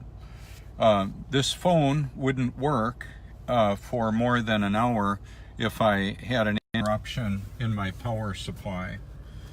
So what I'll do here is just set that towel down, and then I'll be able to have my camera right there. The problem that I encountered with the iPhone X is that the glass is so slippery on the face of the camera that my metal plate for sticking to the windshield up here didn't work as good as I want, and there was too much vibration. So I can just set it right down and give us a bit of a view. Yeah, I'm noticing, okay, so can you see the puddle right there? That's flat. That's what I'll show you, some of that. It's on my photo album. Now that I see it all around, it's pretty amazing. I used to, and still do, we've got a pool table. I'm an excellent shot, excellent marksman, all of that. Operate just about anything with the motor, whether it's on water. I've actually flown one where I grabbed the controls. I could do that. I know I could do that. But the point of it is the reflections indicate the source of the reflections, the geometry of it all. So doing this for years has given me the ability to see all that. That's part of the dynamic of that. This is our commercial cleaning account. We do have a commercial cleaning business. Look at the flat water there all along. Yeah. So part of what I get to do is some commercial cleaning. I'll be doing that today again. What that allows me to do is to have quite a bit of discretionary time. And when I do this, I create content like this, and then it will be available for anybody who cares to look at it whenever. So like we saw the tide coming in, and then we've got the symmetry of those reflections right there, little ripples created by the raindrops hitting. There's evidence of the dome, the firmament. If there was the supposed vacuum of space, we wouldn't have jet propulsion that would work. And our atmosphere would all escape if we were truly spinning, wobbling, gyrating. The water wouldn't stick to the ball. The atmosphere wouldn't work either. None of it would work. All the tar paper there is to protect the wood from getting wet. I've shown on some of my other video a sandwich styrofoam 3D panel that has shotcrete sprayed on the outside of it, 3 inches thick on each side. A 50 caliber sniper rifle won't penetrate it. And it's extremely energy efficient, takes a fraction of the energy to climate control an envelope that's created with foam insulated concrete. truly amazing. Instead of the foam being in the middle or on the outside, it's in the middle, giving further protection.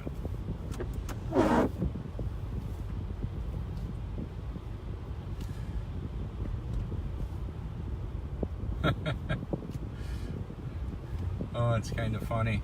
Now, on some of these channels, the water does not continue to flow out of. It'll fill up, and then it will stay there quite a bit. Now, underneath the road here, little puppy dogs, and now we've got the fishermen.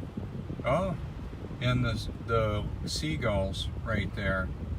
Look at the water they're standing on, or the sand that they're standing on.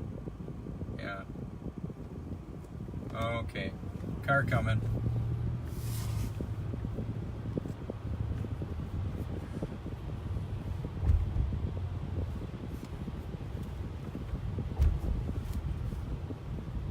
So the water's flowing in. I'm thinking that we probably will have the whirlpools underneath the road there.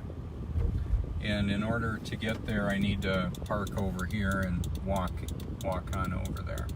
I'll do that.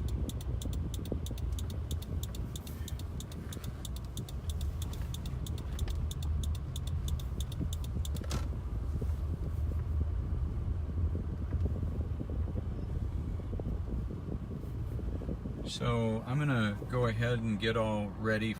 It'll take me a moment.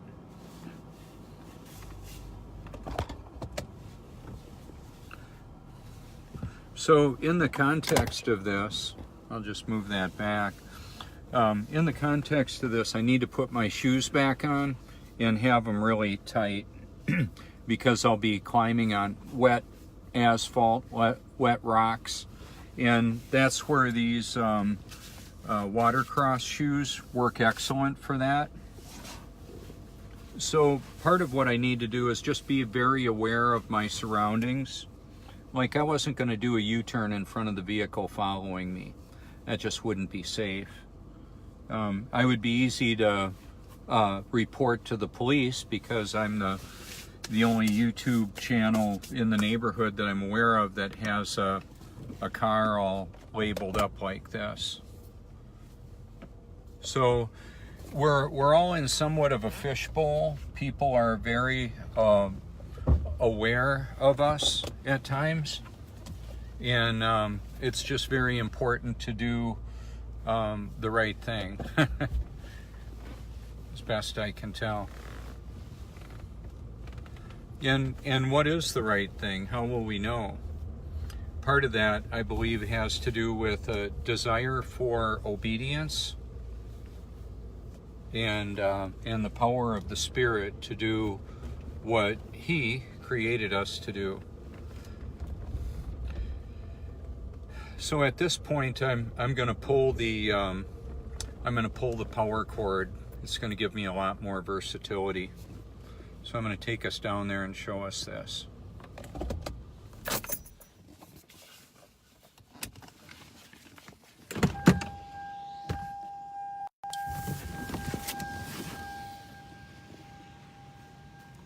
What we'll have today is quite a bit of calm in this area.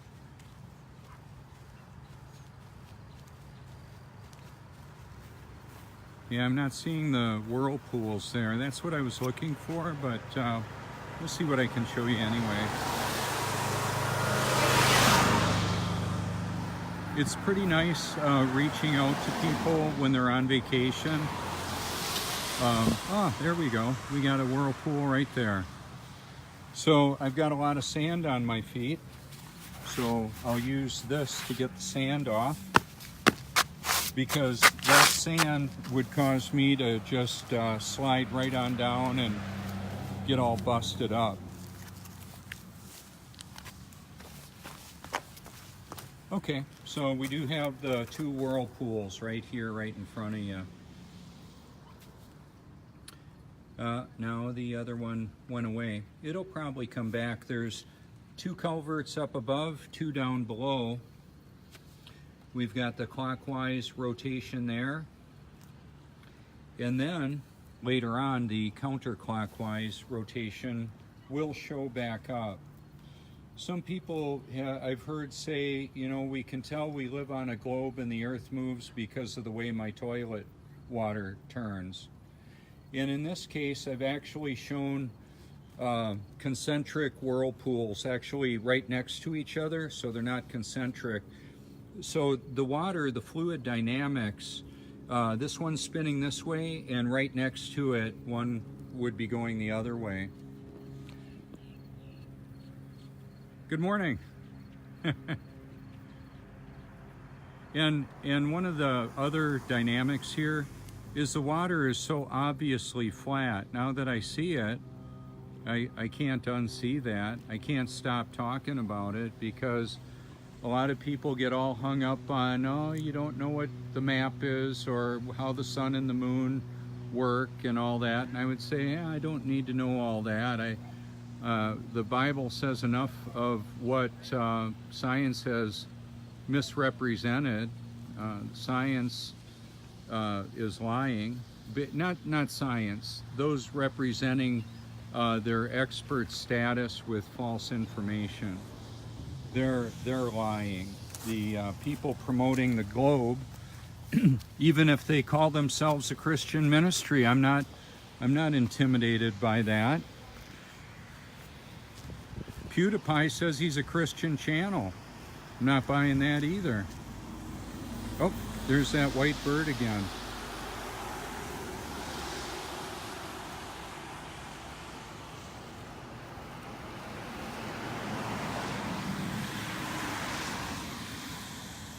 He's seen me here before, I'm sure. I would think it's the same bird.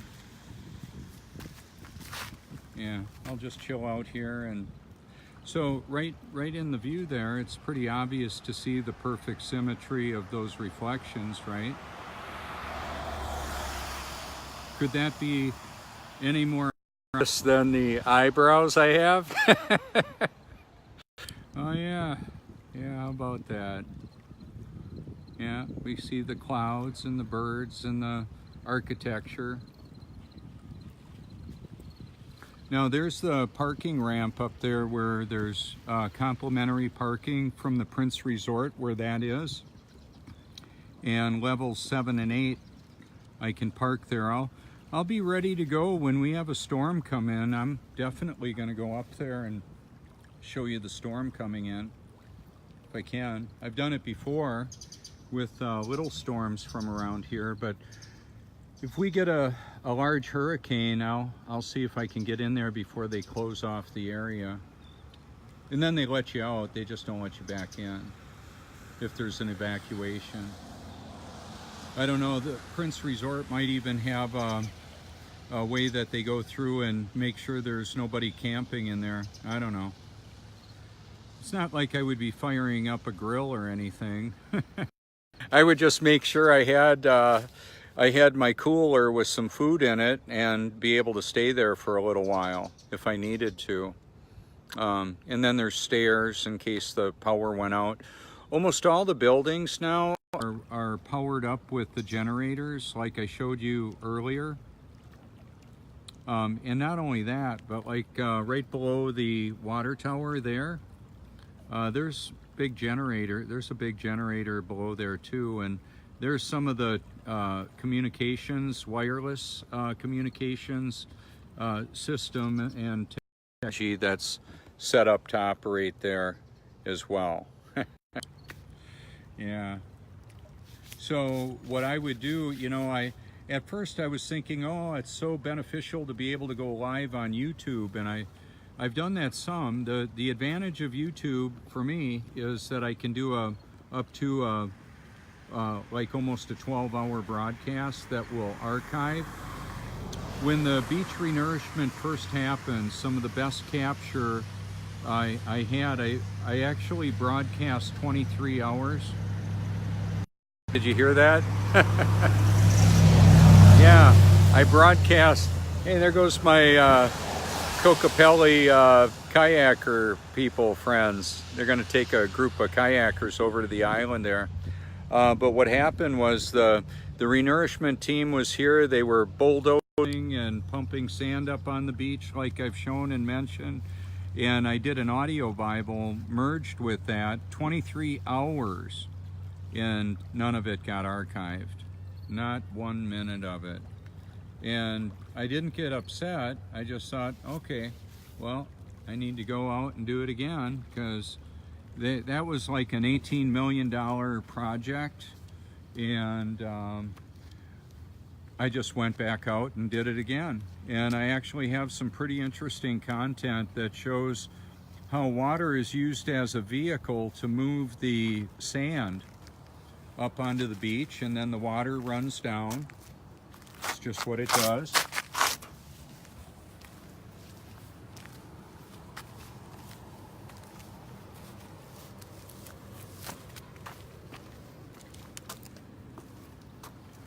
So there's a lot of minnows right there.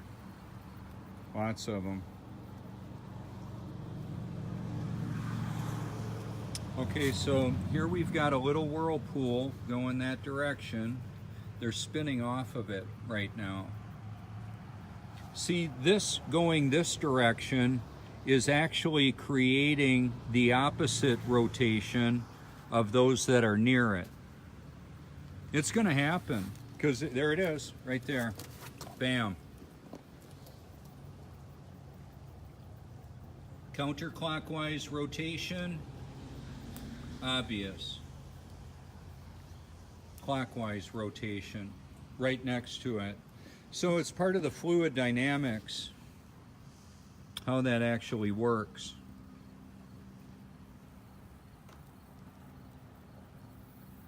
How about that?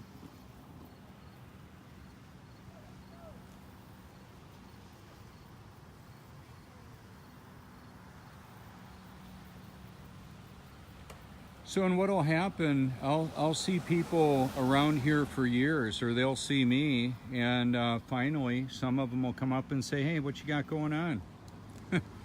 What are you doing? What's this all about? What's your channel about? So a lot of times I'll just say, hey, you might find it interesting. Depends on how much time I have at the moment to talk to them with what I've got going on. I won't be short with people. You can call me anytime. What I end up doing, if I have a live broadcast like this, I've got the Do Not Disturb feature on my phone. It's not that I don't want to talk to you. It's just that if I don't have that activated, it'll end my broadcast. But what you can do is leave a message. So what I typically say, it's not that I'm jonesing for somebody to call me and say, hey, I'm not all lonely, not even a little bit, okay? What the deal is, I just want somebody to know if they got up to use the restroom and they're saying they wanted to give me a call, they could, and leave a message. Or if it's even while I'm doing a live broadcast, they could call. It's not a problem. So this is actually a pretty big rotation right there. And on my YouTube channel, I actually have this as the thumbnail, and then there's the visible, you can see the whirlpool spinning opposite directions right next to one another, thereby clearly diffusing or showing that the rotation is completely irrelevant. As far as there is no movement of the earth. That's the point, and that's why I am showing this, is that we wouldn't see reflections of that building like that if there was any contour, like the contour of the sand. When we see the apparent slope of the buildings apparently tipped, it's the angled sand. And it's important that the sand has a pitch to it, or the water would go right on in.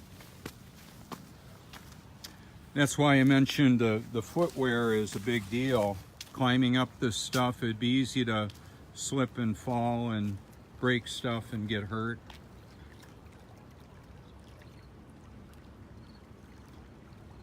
So that's a pretty opportune place to get good fish, huh? I would say so.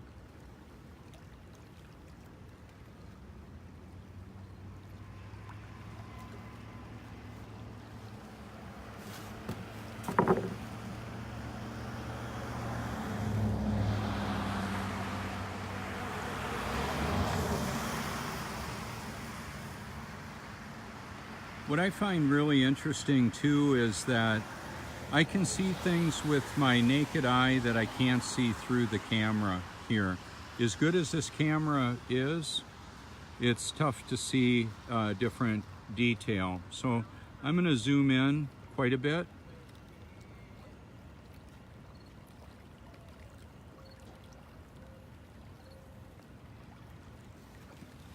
Good morning.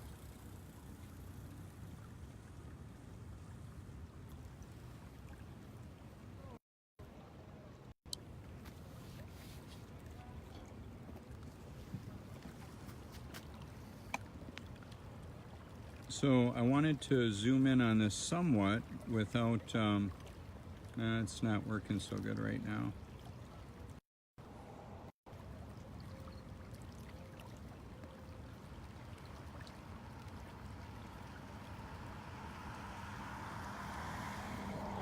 Okay, I don't know why it's not working the way I want it to, but that's okay.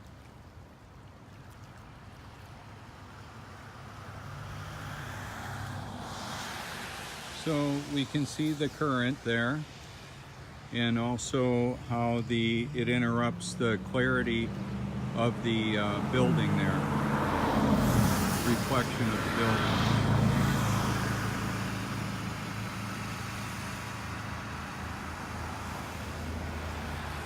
So it's not like I get upset when I can't show the perfect reflection. Like I mentioned earlier, I'll just explain why we don't see it, or why how the ripples obscure the visibility.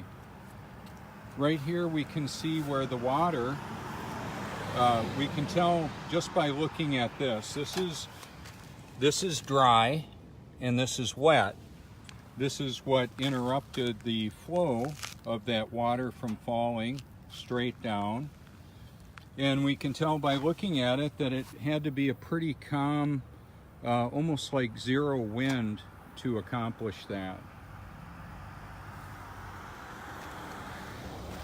So when I talk about the clues are all around us, I'm not kidding.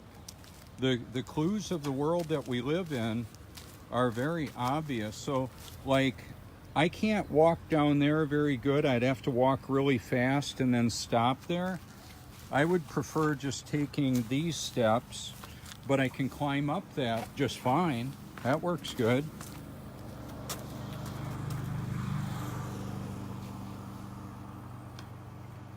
So the bubbles help us to see this better, I would say.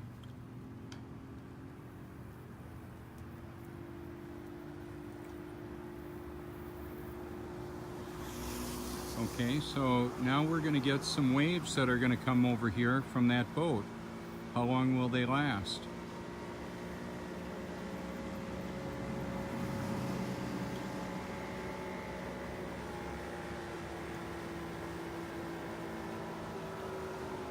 Certainly looks like he knows where he can go, because he would run aground if he went to the left much. He's right on the edge of where the sandbar is. Look at what happens with the reflections. I can show you there. Watch what it's going to do to the reflection of the building.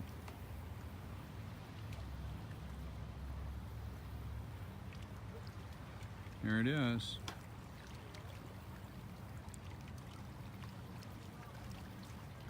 See, I can show you from that angle, and those are different than little ripples. Those are, of course, made by a fishing boat, and now they're coming here. And based on the depth of the water and what's under the water, it will affect how that water responds, what that looks like.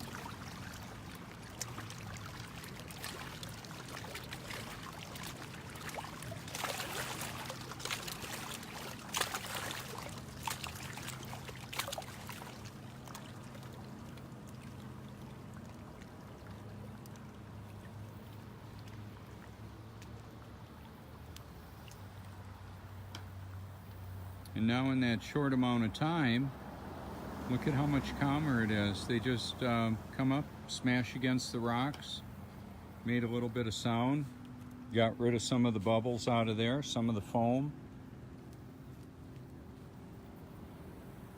And then they're on their way, but those waves over there aren't going to come this way. They're not going to come this far. Pretty sure anyway.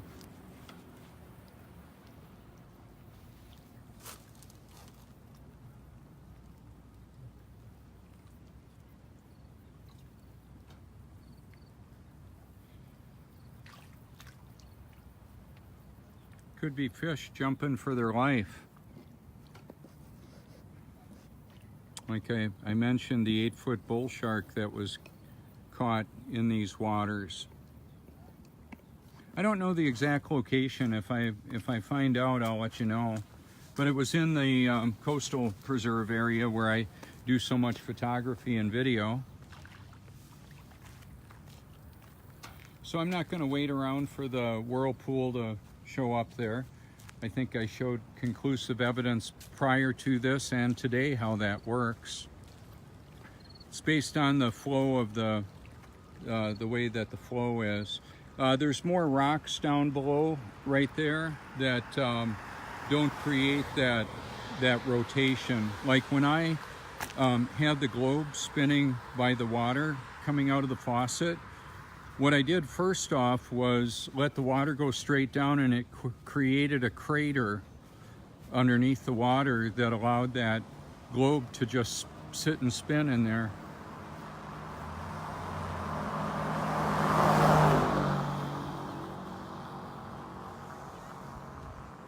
So I'm going to take us over to the Prince Resort, show you the pier, what's going on there. We probably have surfers coming out there now.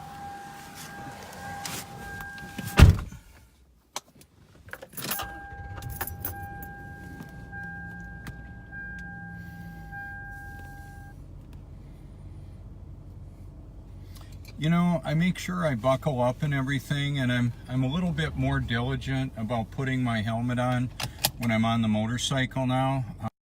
One of my friends I've known for years committed suicide. We weren't close friends or anything. He worked at the bait shop, the tackle shop at the Prince Resort. He had a motorcycle accident and couldn't ride the bike anymore. Got on pharmaceuticals, and a few days ago decided he didn't want to live anymore, and he ended his life with a gun, which is one of the reasons why I'm so that happened to a pastor friend of mine. He committed suicide, and he talked to me even almost 2 years ago. He was concerned about my flat earth posts, and that he thought I should get back on medication. I said, Bill, no way. They made me suicidal. What I didn't mention is they also made, and I mention it, I'm more out there with it now, is that they made me homicidal as well. You don't get that on the disclaimer of you may have suicidal thoughts, you may have homicidal thoughts as well. And I believe the reason why they don't mention that is simply because there wouldn't be the family support network encouraging people to stay on their medication if they knew that there was a possibility they would be on the hit list. So I'm not suicidal or homicidal now. So I share that with you because this is not like my manila envelope that I would say, hey, if something happens to me, get this out. It's out there right now, is what it is. And I'll keep putting this type of content out there because I want people to be aware of the hazards of the pharmaceutical toxification that many people are willingly subjecting themselves to. So now that I'm born again, he gave me the his Holy Spirit, the creator of this world, and took away my fear of what will people think or what will happen if I don't take my medication. I'll tell you what'll happen. I'll feel a lot better. And this doesn't mean it's a blanket endorsement for everybody getting off of medication. What I would simply say is I have no need for it now that I'm actually born again. That's the point of that. So now I do believe I'm going to reactivate my power pack here. Takes me a I'm working through some of the dynamics of how do I transfer it. Should I grab a tripod or not? I'm going to say not. I'm going to go without the tripod. And then when I plug it in and the light's not on, I know it's not charging. And now it should be because it stayed on. There's enough here to run for about 11 hours. But obviously with the Facebook broadcast, I won't need that because it's only going to stay up for 4 hours from my start time, which this broadcast will not be that long, as best I can tell at this point. Okay.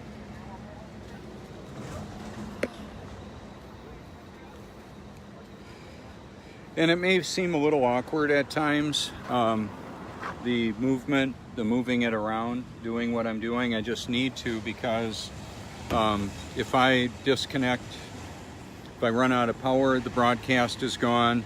If I don't disconnect safely, I can have damaged equipment. Yeah, so that's all nice and cleaned up now.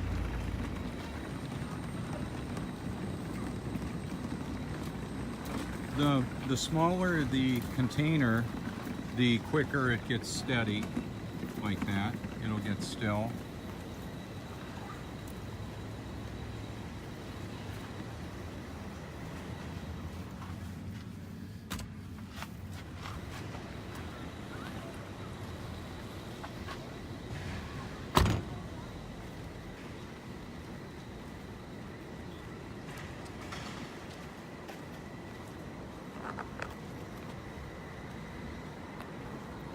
So it's, I believe, worthy of mentioning once again, just the perfect symmetry of that.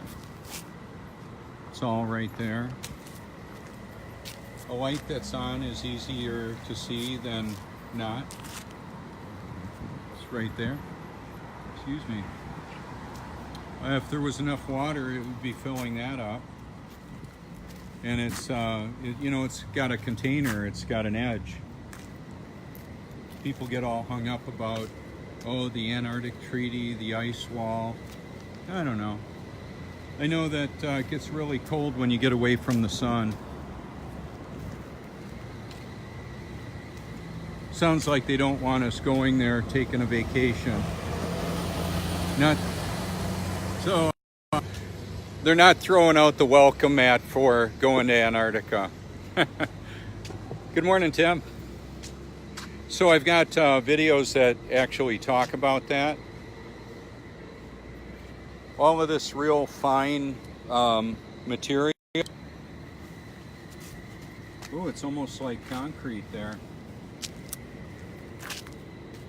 And then of course the flat water. It's just what it does.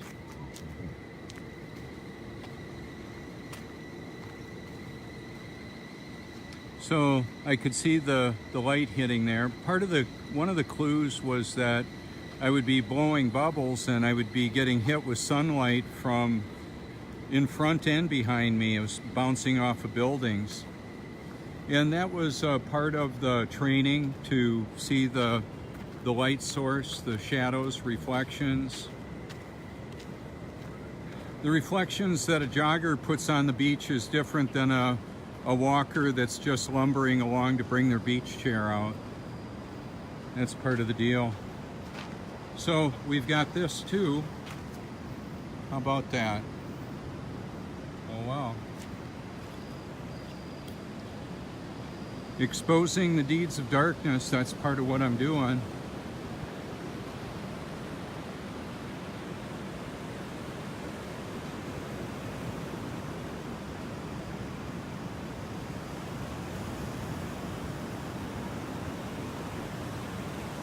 High tide's at 10:22 Eastern Standard Time. It's just what it does.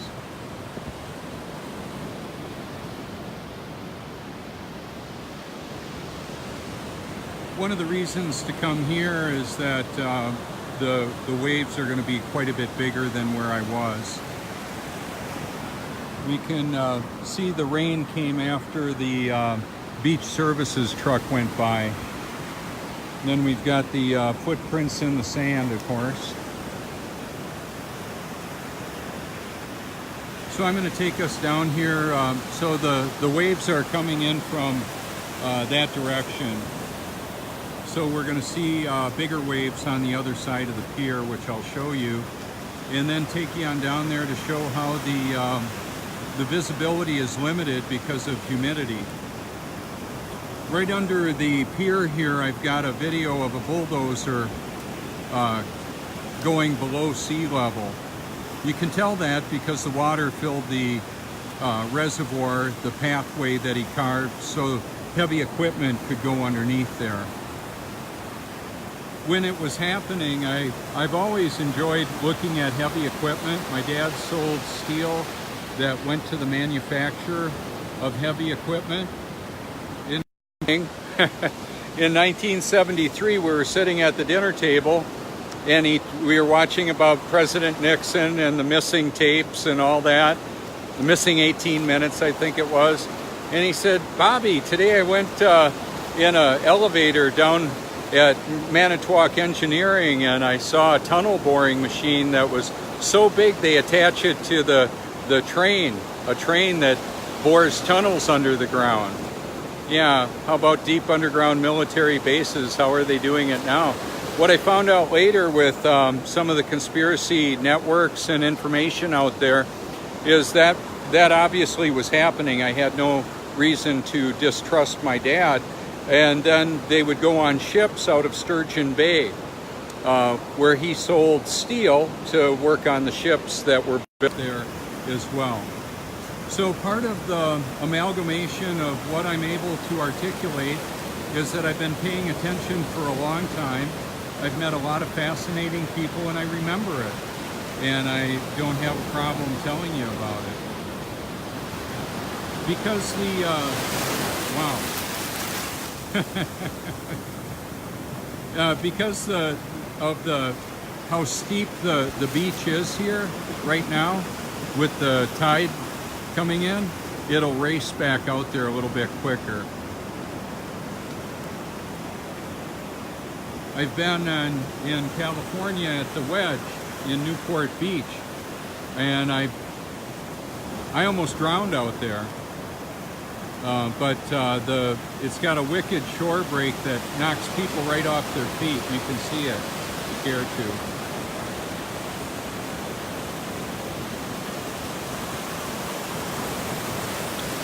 So there go the parasailers. Aloha Water Sports, lovetolivealoha.com. You can go by there and get an elevated perspective. They do a great job over there. I'll probably tag them in the post.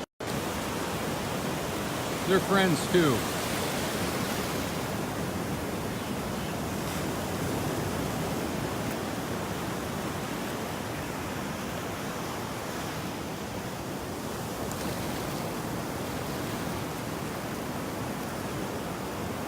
I've got different variations of what I've been saying about the water: sea level, liquid mirrors, sea level, wanting people to see it, to see how it's level. Water seeks its level. I reduced that down to water seeks level. I believe that's accurate. It's what we notice.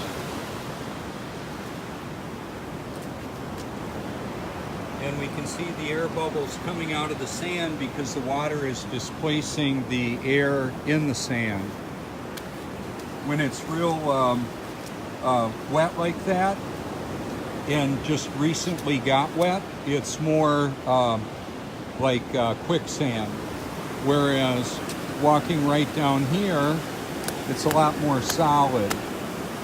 just some of the dynamics, the fluid dynamics, what water does to the earth. It soaks in, fills the aquifers, liquefies, washes away villages, and I believe more people die of drowning than any other single cause.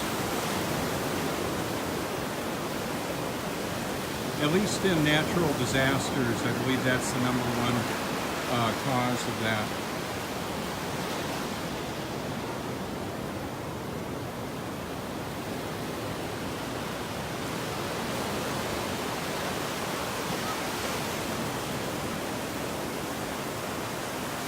It looks like some pelicans found some fish over there.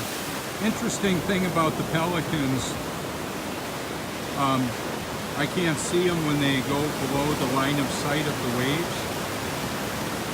The other thing is that when they take off, they point into the breeze if there is any. They can take off without a breeze. And here's part of the analogy that I'm gonna give you, is that the adversity that so many people are facing, that adversity actually puts wind under in my sails. Jesus wired me like that, so I'm not all upset that people are making fun of me for being stupid or crazy. I like on a thread on one of the jet pilots, I believe he was a fighter pilot, I said research flat earth. He says research insanity. My caveat to that was research reality, and I'll be out on that. If he or they or the chatbot that it may be decides they want to look further, they can, or not. Just scroll on by. No big deal there. The other thing too is that the proof is on my profile, and it's right in front of you too. Right, easily accessible. The reality of the world we live in is that the water seeks level. If you've got a level in your house, you can go ahead and put that somewhere and just watch it whenever, check on it, make sure it's not moving. Yeah, it doesn't move when I've got it on my window ledge or wherever I put it. It just stays there, stationary. The water's not moving when it's undisturbed. It's flat and it's level. The geometry of the light sources and the reflections and all that, it's spot on. I know that. So I've got buildings, these buildings reflected in water way out there on the sand or in tidal pools. I can't do that now. Oh, I just saw a big fish jump out there. I think it's in the camera view. I'm going to keep walking that way. It looked like about 3 feet long, whatever that was.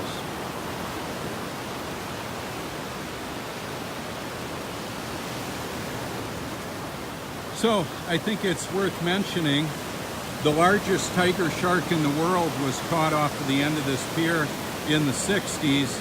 Almost 2,000 pounds of shark. Yeah, they don't allow shark fishing out here off the pier anymore. And they want people to be like 300 feet away from the pier for swimming. It's a good idea because fishermen are cleaning fish, and that is attractive to sharks and other fish. Ah, we've got the surf class getting ready to go out. How nice. Or they may just be independents. Those don't look like the Kokopelli surf camp.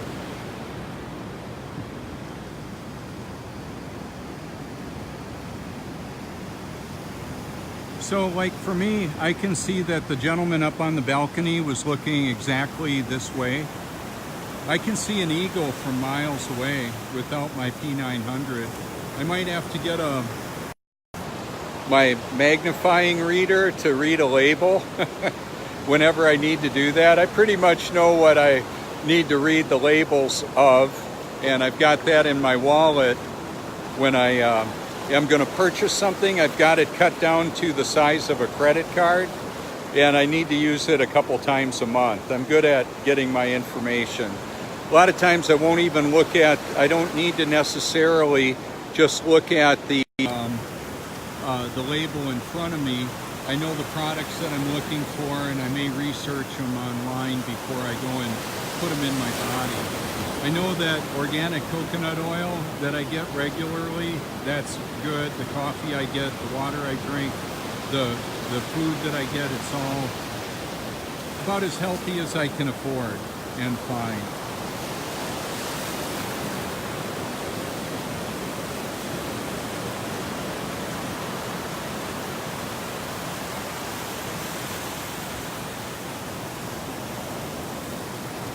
So part of the long broadcast here too, I'm gonna go back over here and zoom in more on the horizon. It looks like it's clearing up a little bit more.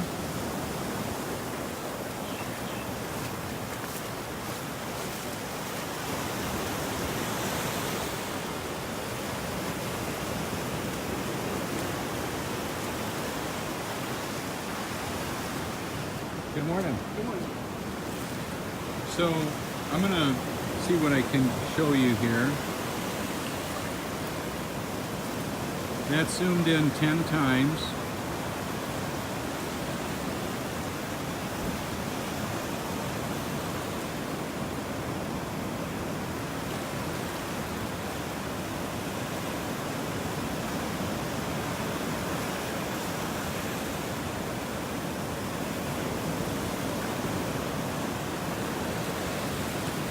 And the buildings you're looking at are about 20 miles away, 20 to 25, depending on how I pan.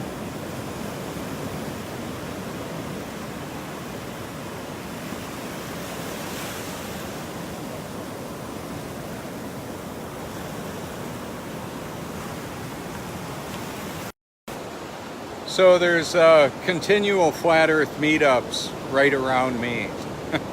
Wherever I am.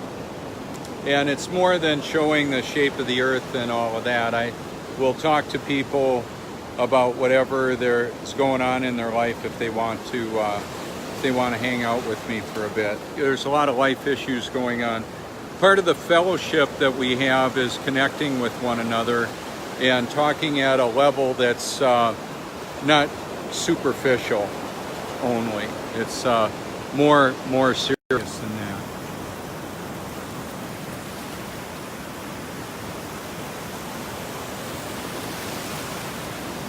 So like as the pelicans are flying across the water, they'll dip below my ability to see them. They're not going underwater. There's just water in between me and the line of sight of the bird.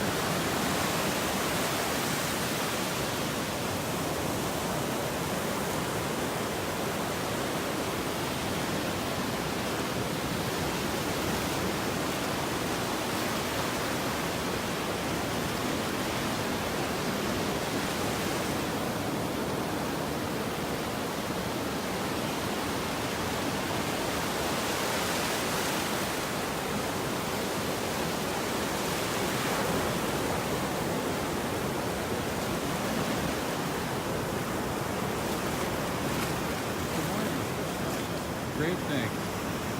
Say Cassie. Cassie. Good morning. Good. Is that your mom over there? Oh, she's walking away. You would know if she was here. You resembled her, or you resemble one another. Oh, yeah. I'm sure she wouldn't just be creeping on you without you knowing she's here. Yeah, I think she's the one with the little polka dot bag there. Is she just freebieing on you right now? Oh, okay. Cool. Good to see you, Cassie. Thanks.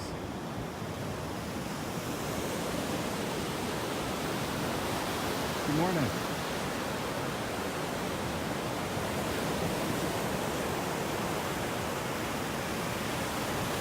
So the pelicans here found some food. We'll see if I can show them in a power dive.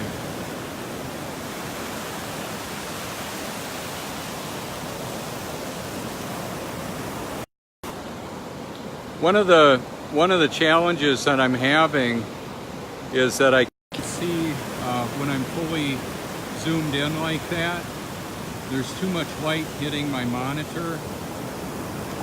Okay, so here comes some pelicans. I'll do what I can to show you what I was trying to tell you earlier. They're not flying underwater. There's just water in between us.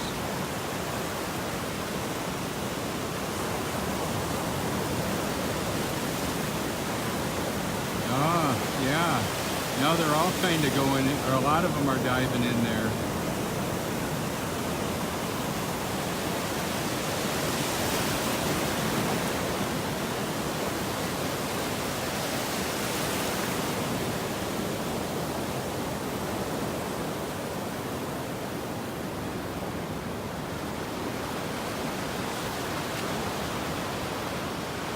So now that the light is popping pretty good, what I'm going to do is, okay, so one of the other observations here is that we can see we had a bit of rain come through and collect and drop with more velocity and inertia, leaving those trails like that, the pattern.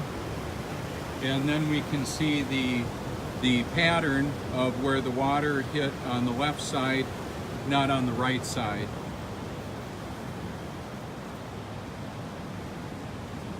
And as much as I like to walk barefoot, sometimes all the little shells can be a bit hurtful. We can see that's where a whole bunch of chairs were, and more will be going out. The clues are all around us. It's not just the clues of the shape of the earth, it's the people interacting. Like Cassie does an excellent job here taking care of the distribution of the chairs and umbrellas, like our son Austin did. And she's going to school to work with social services at a pretty high level, trying to help with the legislation and that type of thing. So what I want you to take note of is the real calm water right there. The umbrella that normally puts out like 35 gallons per minute, she's not a moving right now. It's like everything is turned off. Smitty does an excellent job taking care of stuff over here.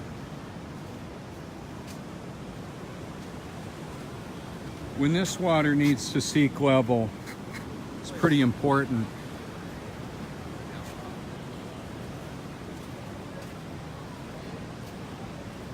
And then the reflections follow the eyes of the observers individually.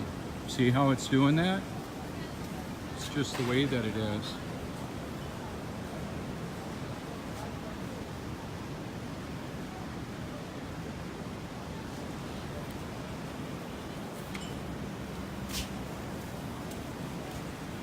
So a lot of sand blows around, the water changes where it's distributed, and we have the texture of it, what we can see of it. Hey Smitty, good morning. Smitty! Smitty! He does a great job here keeping this place looking great. Oh, I'm gonna take you into the gift shop and show you the largest tiger shark ever caught in the world. So, are you open? Are you open to new information that may contradict what you currently hold to believe true? Good morning.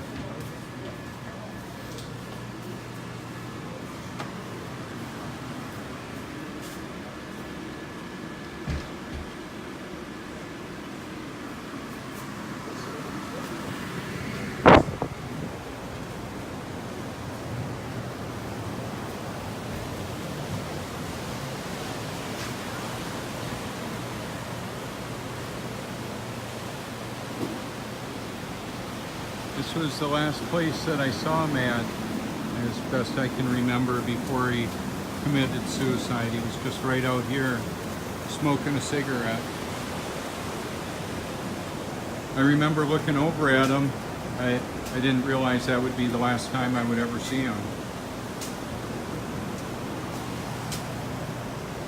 Good morning.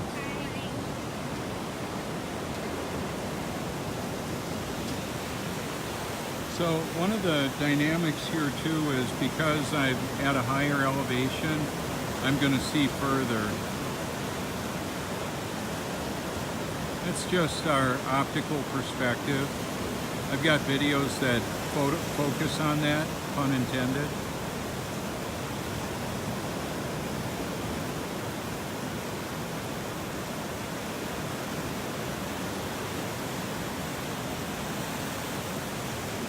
So they're going to get the high tide there about an hour and 15 minutes after us here.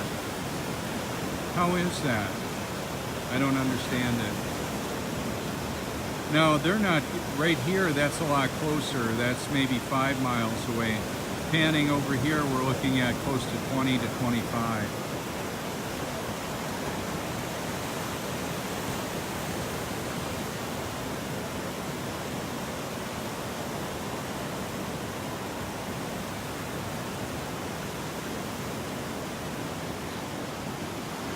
So this is what I was talking about. Cassie does a great job of setting this up for people.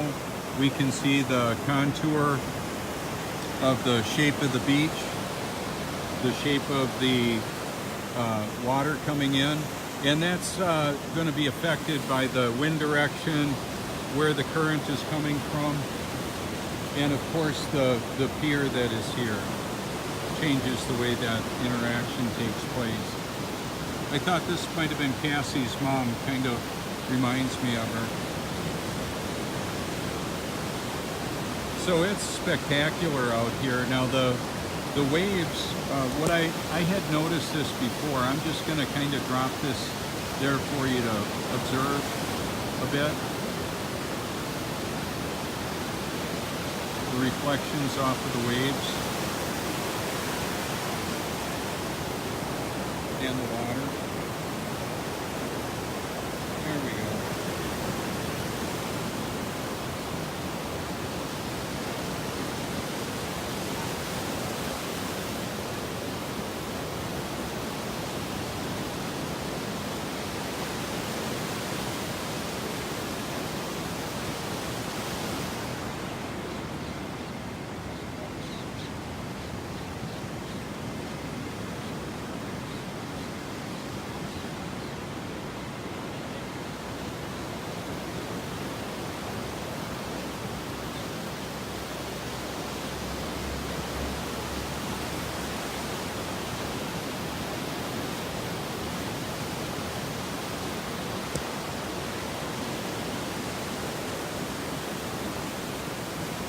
What happens here too, it's pretty hot during the daytime, different times of the year.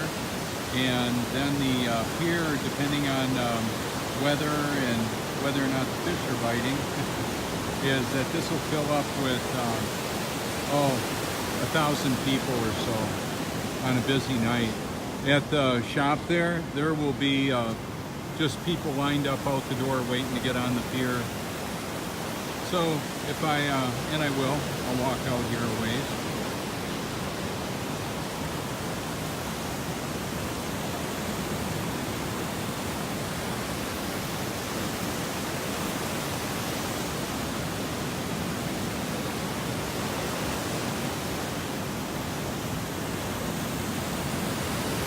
So these waves here are like two feet tall, maybe 3.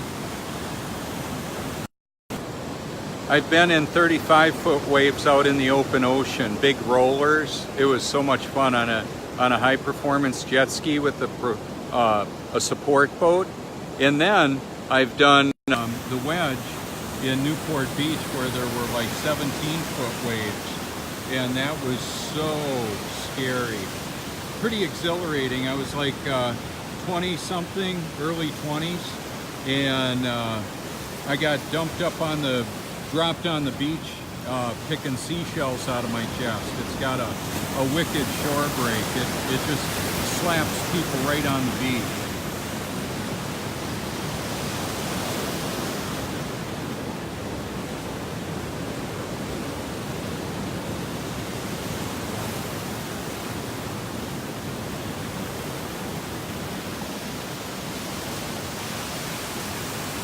So the pelicans quite often will fly with their wingtips gently gliding real close to the surface of the water.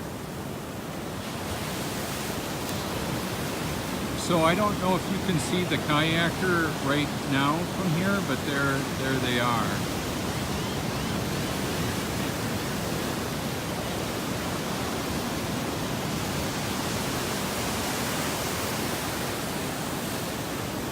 Watch how the boat almost entirely disappears. It's based on perspective. If I was down on the ground there, down on the beach, I wouldn't even be able to see them much. There would be too much water in between our visibility. So those are some of the optical limitations that we have. We can't see through the water. Even a rather shallow amount of water reflects differently.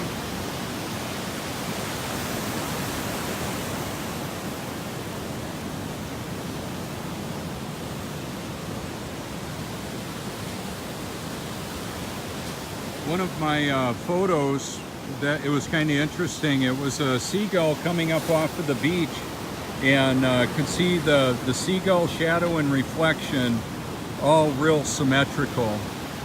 It was like almost 10:30, 10:28 I think it was, and it was like this time of the year. And to get all the symmetry of a shot like that, the composition of the shot is just looking for it. So speaking of composition, looks like we've got a father, daughter, and a boogie board right out there. Isn't that cool?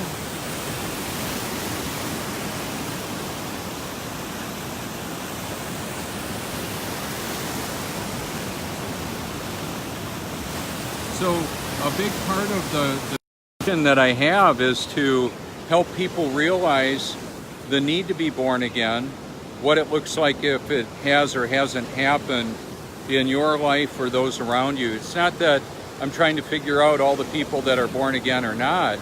It's just that the people that are really close to me, if they believe we can live on a spinning, wobbling, gyrating globe with people stuck upside down to one another, and they're not showing me the fruit of the Spirit, they're in trouble. It'd be kind of like the person in shock going into the emergency room telling the team, hey, I'm okay, and they've got a knife sticking out of them. Hey, I'm fine, go take care of somebody else that really needs help. No, these people that are near and dear to me are unaware of the deception that they're in. By Irenaean paradox, like I say, they don't know. And they don't know that they don't know. With pride as a powerful catalyst, they're going to think themselves very well informed, very aware of the situation, and they're not.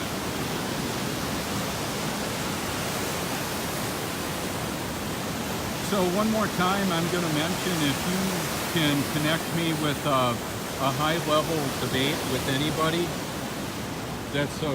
I'd be happy to do that. I don't have the funds to go flying around the world. I could do it online. I would want it to be recorded. I would want to record it. I would be happy to debate any of the supposed Christian apologetics ministries that are promoting the godless cosmic Big Bang. Oh, but they believe we were created.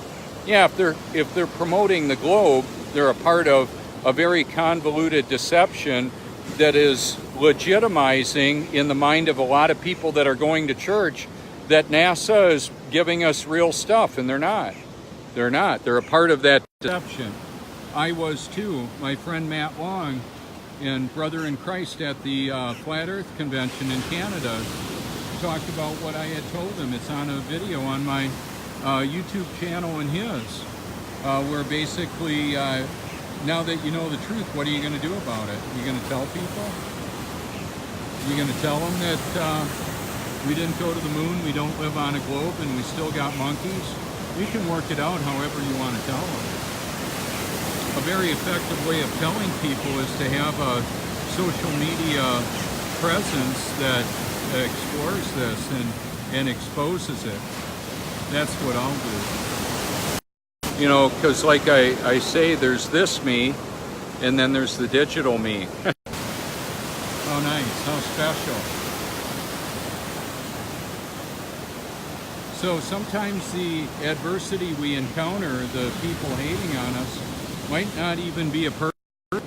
They might be an automated chatbot. They might be artificial intelligence with a fake profile. All of that stuff is real. If you're wondering if that's real, credit card companies use automated artificial intelligence right now. Amazon does to run in their warehouse and all kinds of stuff. But you could call a credit card company and you'll probably talk to several layers of automated response systems before you ever get to talking to a representative.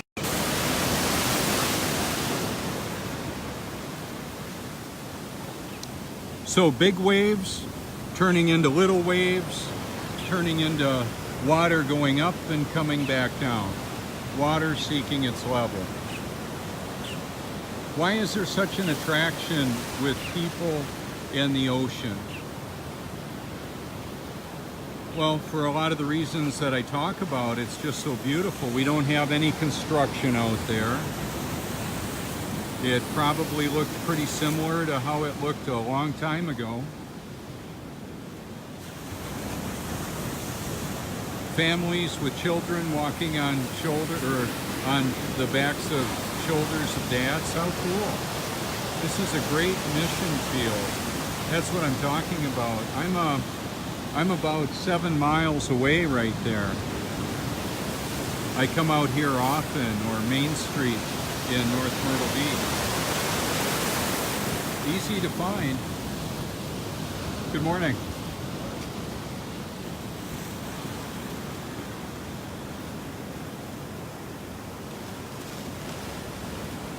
So, things that a lot of people get from me is a smile and a wave. I'm not yelling at them, spit's not flying out of my mouth. I'm not like a threat to, yes, maybe a little spit did fly out of my mouth there, but I'm not angry or anything. So what people get is a friendly greeting, a smile, a wave. And then, let's see if I can show you in its proper orientation, the YouTube channel, Eternal Perspective. They can check that out if they care to. Now, if I flip it around like this, it'll be in reverse, right? It's just the way it is.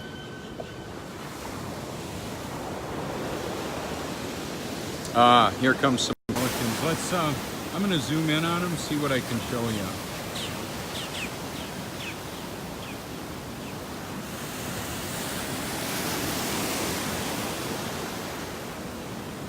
Wow, it is so hard for me to see them with the glare on my glass screen here. There they are. See, and now that I'm up higher, I'm going to be able to see them better. From this vantage point, of course. If I was on the beach, they would be disappearing because of these waves. And the waves show up better. The lighting, whoops. They show up better because of the sunlight hitting the white water.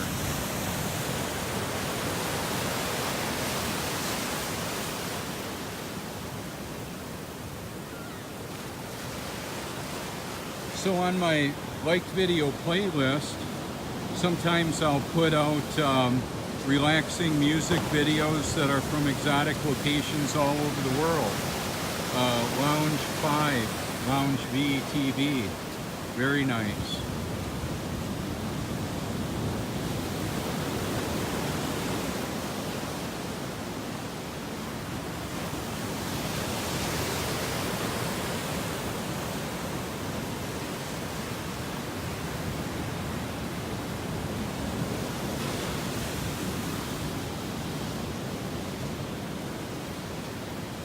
So at about 10:30 Eastern Standard Time, the water's going to go back out.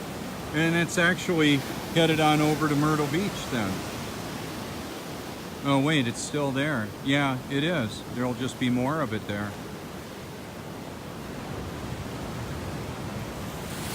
Recently we've had a 6.3 foot tide. That's a lot of additional water. And that's why, you know, this is a very obvious place to illustrate the beauty of all of this and how the water cycle of the world basically works. There's a lot of mist being generated from the waves that are crashing.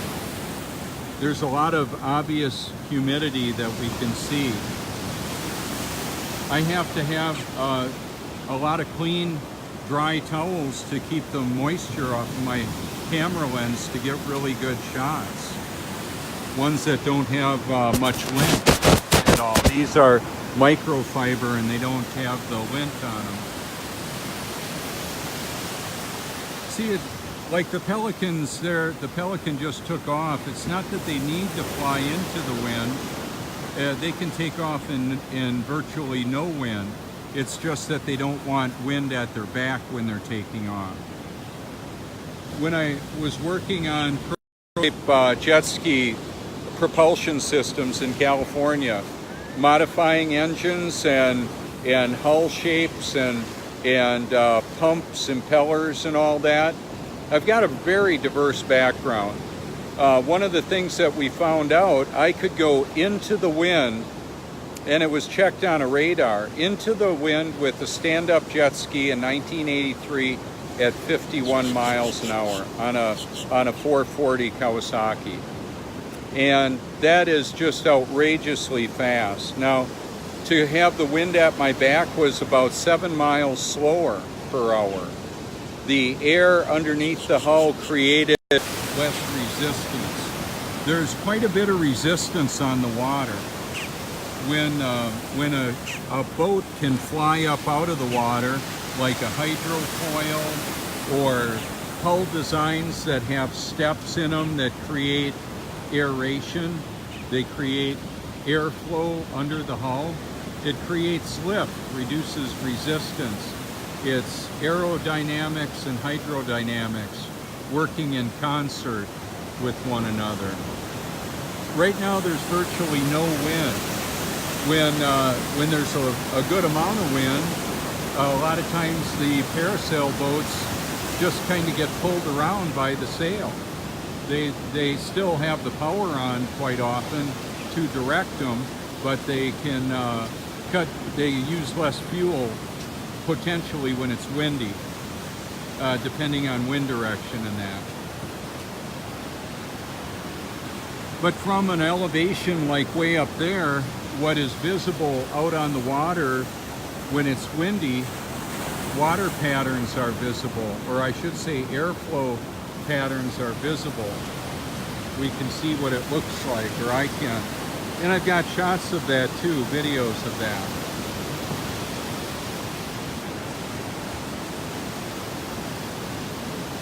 So when the tide goes out, we're almost at the high tide line. Cassie is really good at setting up the chairs where the tide will just go up to them. And the tide will go about 500 feet out from here. And then the beach will be filled up with a lot of people, depending on the day and the season. And as the tide goes out, that's a great opportunity to ride a bicycle on the beach. It's a lot tougher to do that when the tide is coming in.